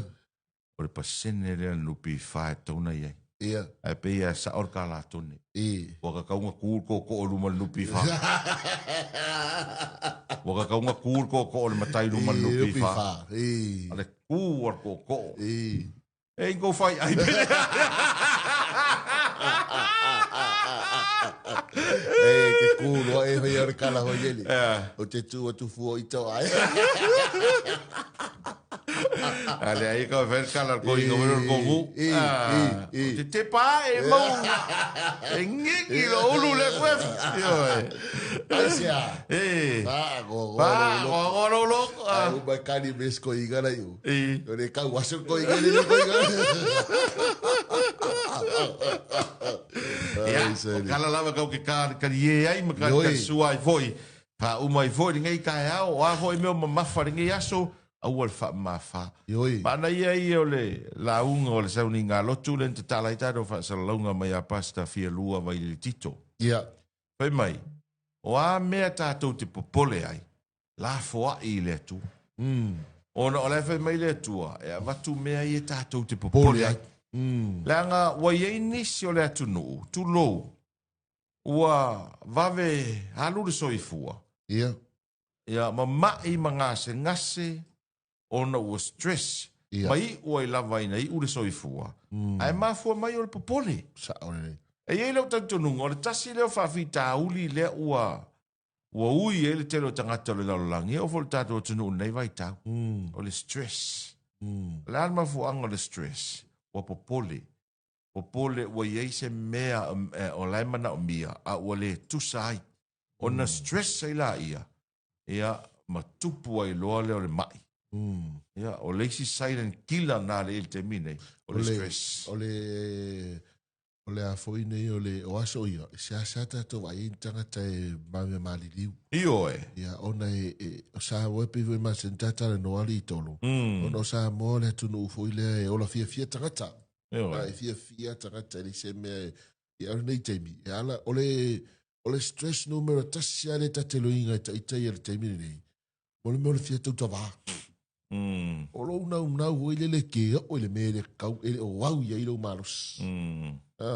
Ia wa a vele ma me wa stress ai. Ia polisia me le ka ke mo le mawinga nei taimi o le ke le ar fala velafi. Yeah. Ke le ar fala velafi stress ai tato. Ai sa o le ia. E pe ia o koe fai aku le kusina mata i o fai kau. Mata e limba. O le ongo la le o nganga o le fai kau nganga mai. E ho o le meki o fuai. Ma le mea ka ke ai e ke ai le atu. Ma le kala Yesu a fai a ai manu fere le i le lulu. Ele alu mang ke le fai kwa lo ko le ale mang o ko kose mea. Ia e. Nga le kwa tau mafa. Le aku E se ngaru e ngai fai. le se me fai ya. E o voi le funga mutia i le vau. E me e fa afu ele atu le vau le atu maunga. Ele mutia. Ma ia kala Yesu. Ele sidi e ala oi. Ele sili e oi. Ele sidi e. O le tangata na fai le li. So sa o le le. A fai lai fanga ele atu le manu ele ru. A fulu va matua ele baola fulafu. Ele sidi e kako. O le a o alfa kua le mele oi ke mingi. Sa o le le. E o kala marsao. Nua na o kala marsao le whaafonga fo mai le tunu. O lesi le songa ka uanga o mei ko kupu le laulangi ngai ma le a whaina o le tamaai. So le e practice ai leo la whakua. Le ki o kala kuspa ia tolu. O asongi o kako e kusa maso. O fai mako ngala ungal mato vai fia ula sai le talana iano. Nga ia i o le fia au o le lau. Amerika la fai fia au. O le fai ngai ngoa o le waa. Ele iwa ai ngoi se kimu. Ele iwa ai ngoi se lolu. Ele iwa ai ngoi se mea. Pau wale mea ngoanga fai. O le fau. Fau o le waa. Ele iwa penga ngwa ai ngoi se kimu mua mua. Ia ainga fai a ngoma usa lau fai er ko inga. Ma longa kar kongu inga. Happen. E happen le mea rea. E kupu. Kupu le mea rea. E fie penga o kako. Se lau lo suka usanga fai ei. E fie penga o ka ika. Se lau lua se fulkele. Se lau lo suka usanga fai ei ngore va. O lesi a mea pito sili ana mata utia le pe e wha matala me tu spa ia ia tātou. O le mengi o le ongo sa. Ongo sa. Ia waka kwhai ako fo inua e le wha peo ka ika fo e ongo sa i se si kaimi. E voi kaimi aro pe o le lavalo ka ongo sa. Ia winga la wha mkalanga ngā se lauru se furuka o sa ngā whau e ko inga le vo. E man kuala o e waso umma se lauru suru. So umma e pamu i anoe ka. Io e. Ka awa wale angaro. Oa. O whengi ake le wa whai de mau. Ngā. Pale sami ola. O ai e moa le wa arisam. O ai e mwhinga a vea ngā wa arisam. Ara e whau. O ai a ngā kai whaisam. Aso. A wha akela le se lau korusu lima sol kausanga i se lau lusfu. Korusu lau. Fia la aso i ang whai ka kaskoi. I anga pingi al ko inga i lunga o longa whakua. Whatua tua. Peif. Me venga ro fa ko ke mi ngai o le o fa tu so. O practice al fa tu el te mi nei o no le Tūlanga pēna e te mau a ingo le langi. E mana tō fo elis fo i mea tau e wha manatu le tātou tunu. E le na o tātou le a whātia i le. Sa ore lei. Tūlanga pēna i le a wha ina le te mau a ingo le langi. O le a wha ina malawa le langi. Sa ore lei. E le mea mtau tia o vai a uia. Te le ropa wa e pika pinga li nua. Wa mata no vai a tātou tangata sa moa i New Zealand ma Australia ma fafu. O toi fo i mai ni. Ia. Toi fo i mai nei, e li sia li i le ua malanga mai nei monon tō lua malan whanau. O fesili ai le lua vai aso taruai. Wali, ala moko o mai nge. Whai mai, tolo, o le mea la iengi usila. E usu e kokongi pili. Ia. Kokongi a pili kai mi uma, e kupe a mea u. Sale leia. A oa fianga orka mau a inga laulangi. Le wa fia i kai minge. Paku ia langa o le fo ia fia ngai mai i oe. Aia e ngofo i ngai lo wa fangua. Ma lou fale. E le kokong ia se mea. E ma fai anko ko lau fai. Lau move mai ngai si kam. Pakpanga ia fot fai. Mai sau ngai pa ongal fa ngau. Ia ma sau fai singa fa ko anga kau siede a inga. Wala lava ma ko koe nga. E wala ngo kangakangi whafonua e usuar ko kongi o pili ane tangata. E maka ukia fo ia kongi Australia. E rea tama mai fo o tangata e whainei meo kuota ma nei meo. I oe. Atule o nei tatu tangata wa ai le whainga luenga i kele ma e kele alu i kuota. Ia ngā lakulo leo atule o nei tatu tangata. Ia whainga luenga ai kipi e le takisangi usila. I oe.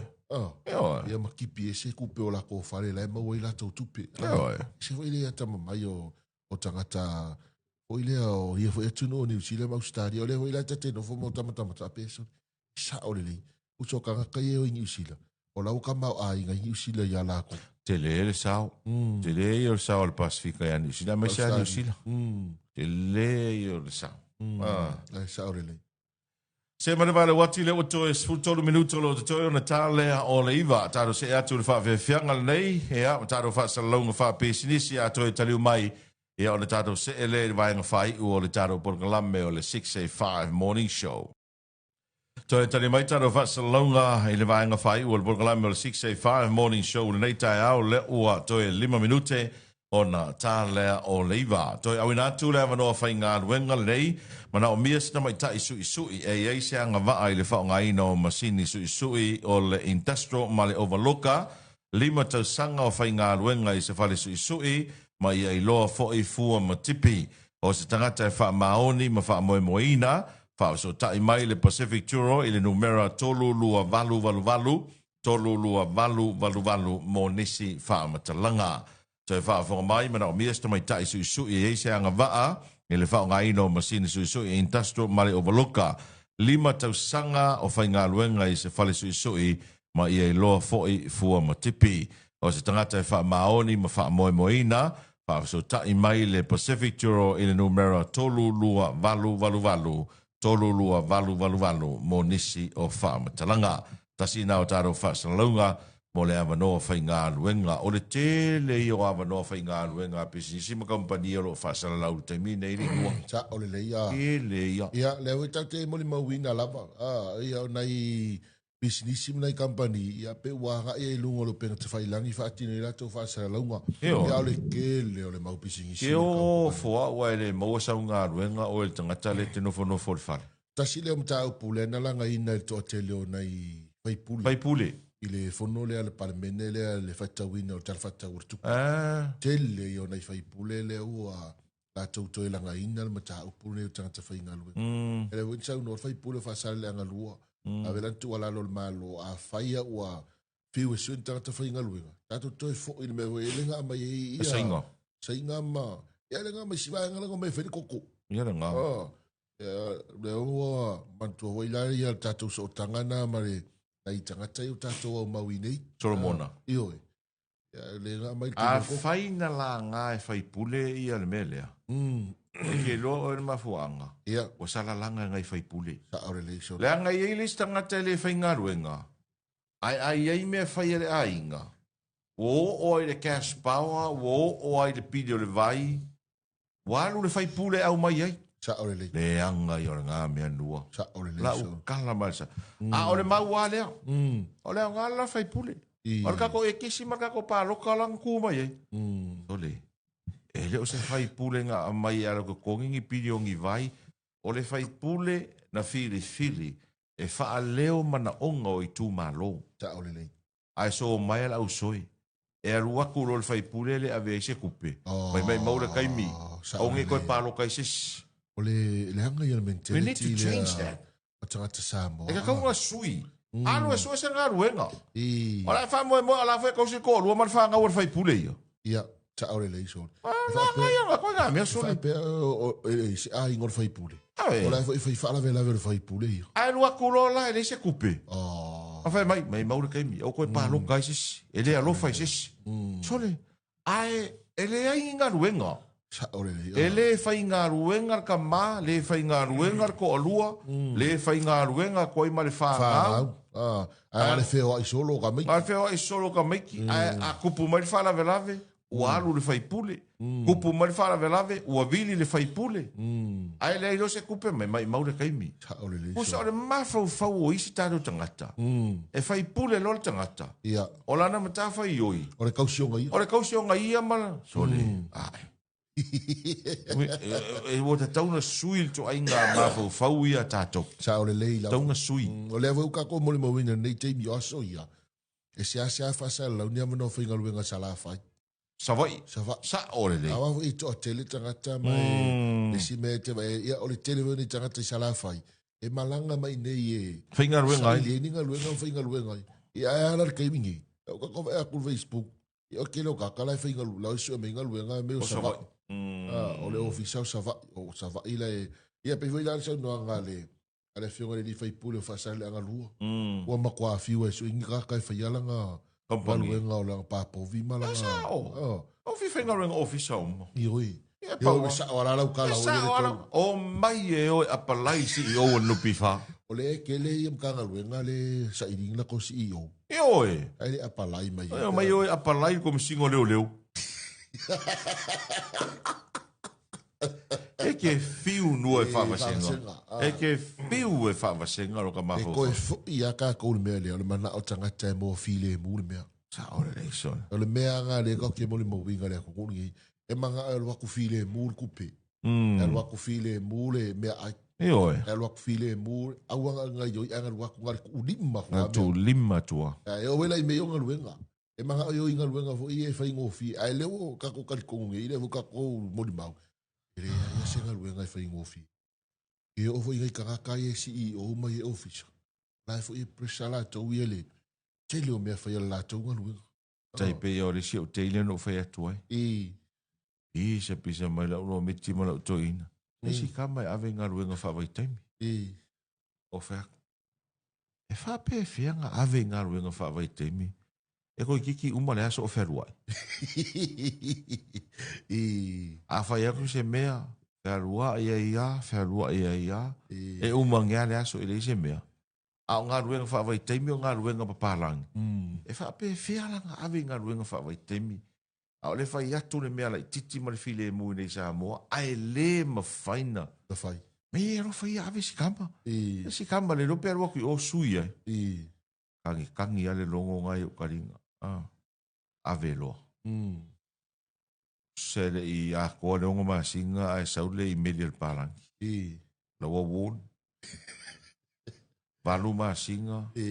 Koe saule i meli al palangi wa won nonga lua. Use se funu maa singa. Ai koe i meli mal palangi. Lau wha kolunga won. O wha pia wika fiola ai. E anga ang surkasi a maa singa mal palangi. Wa uma woni. Fati e ti e lol vale le ai au mai. Fati e ti e lol vale le au mai loa. Toi fa fo i mai. Kala wa fa fo i mai. Sole. Fa wari. Ai valu leu. Ak sole ai. Saungi. E kol mai loa i sala e lue mga o miang fika e wako oi kasa. Saungi fa kumo pe pa roi. Sa ira kara o yeli. E oi. Ai se fe angi se olo se lo bakua. E oi. Ah, se fe angi olo ka mix se lua e o ki koi mo ya wa. Walava ma ko koe lo sao la Walava ka. ka. Ai, so le. Ngi Samoa, Ele ai. Ala ko ifafu. Ele ai. Alu savai. Ele ai. Ole ala recibia. Saulo alu ikasa. Saulo alu ikasa. So le. Ole tu alalo le porkalame. Ele va pe o mafai atu neu se stulanga.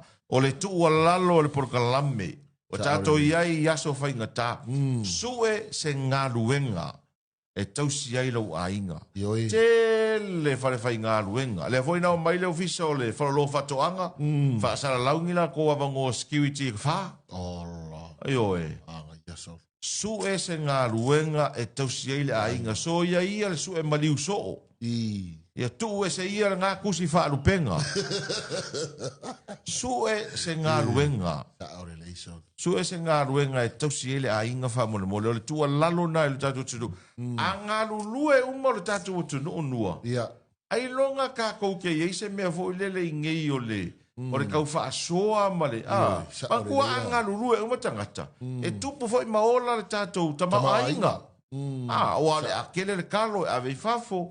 Kere ka whainga luenga. Kere ka whainga luenga, kere kupe maua. Ia mangu ia whainga i pisingisi.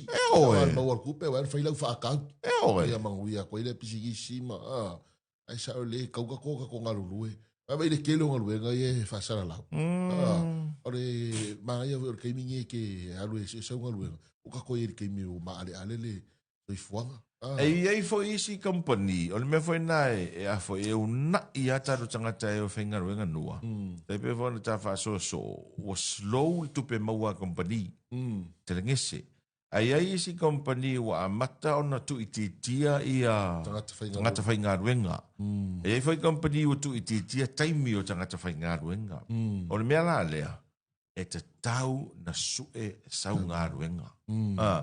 Ia, o isi ngā ruenga i e whiu ngai ka ngaka e kausa iri, o ngā ruenga kau whakoanga. Sa aure lei. E whiu e kau sua ngai ngā ruenga kau whakoanga. O le mea la e kupu tolo. A whainga i a wharawe lawe, wharika inga. O le a inga. O ngai ka ngaka whainga ruenga le contribute. Oi oi. O kama i ele whainga ruenga. O le se contribution. Ai whai a koe, whai ma kou le whai a upo le aina. Ngā kongu. Mea konga ngā le kupu. Ai a whaapea ngei e whainga ruenga o mala. Io e. Kofu ka kamasianga me la. Whai lima sukara. Io e. E ke ora, a ke le ngeri sefe si vaenga le masangi ang kinga inga.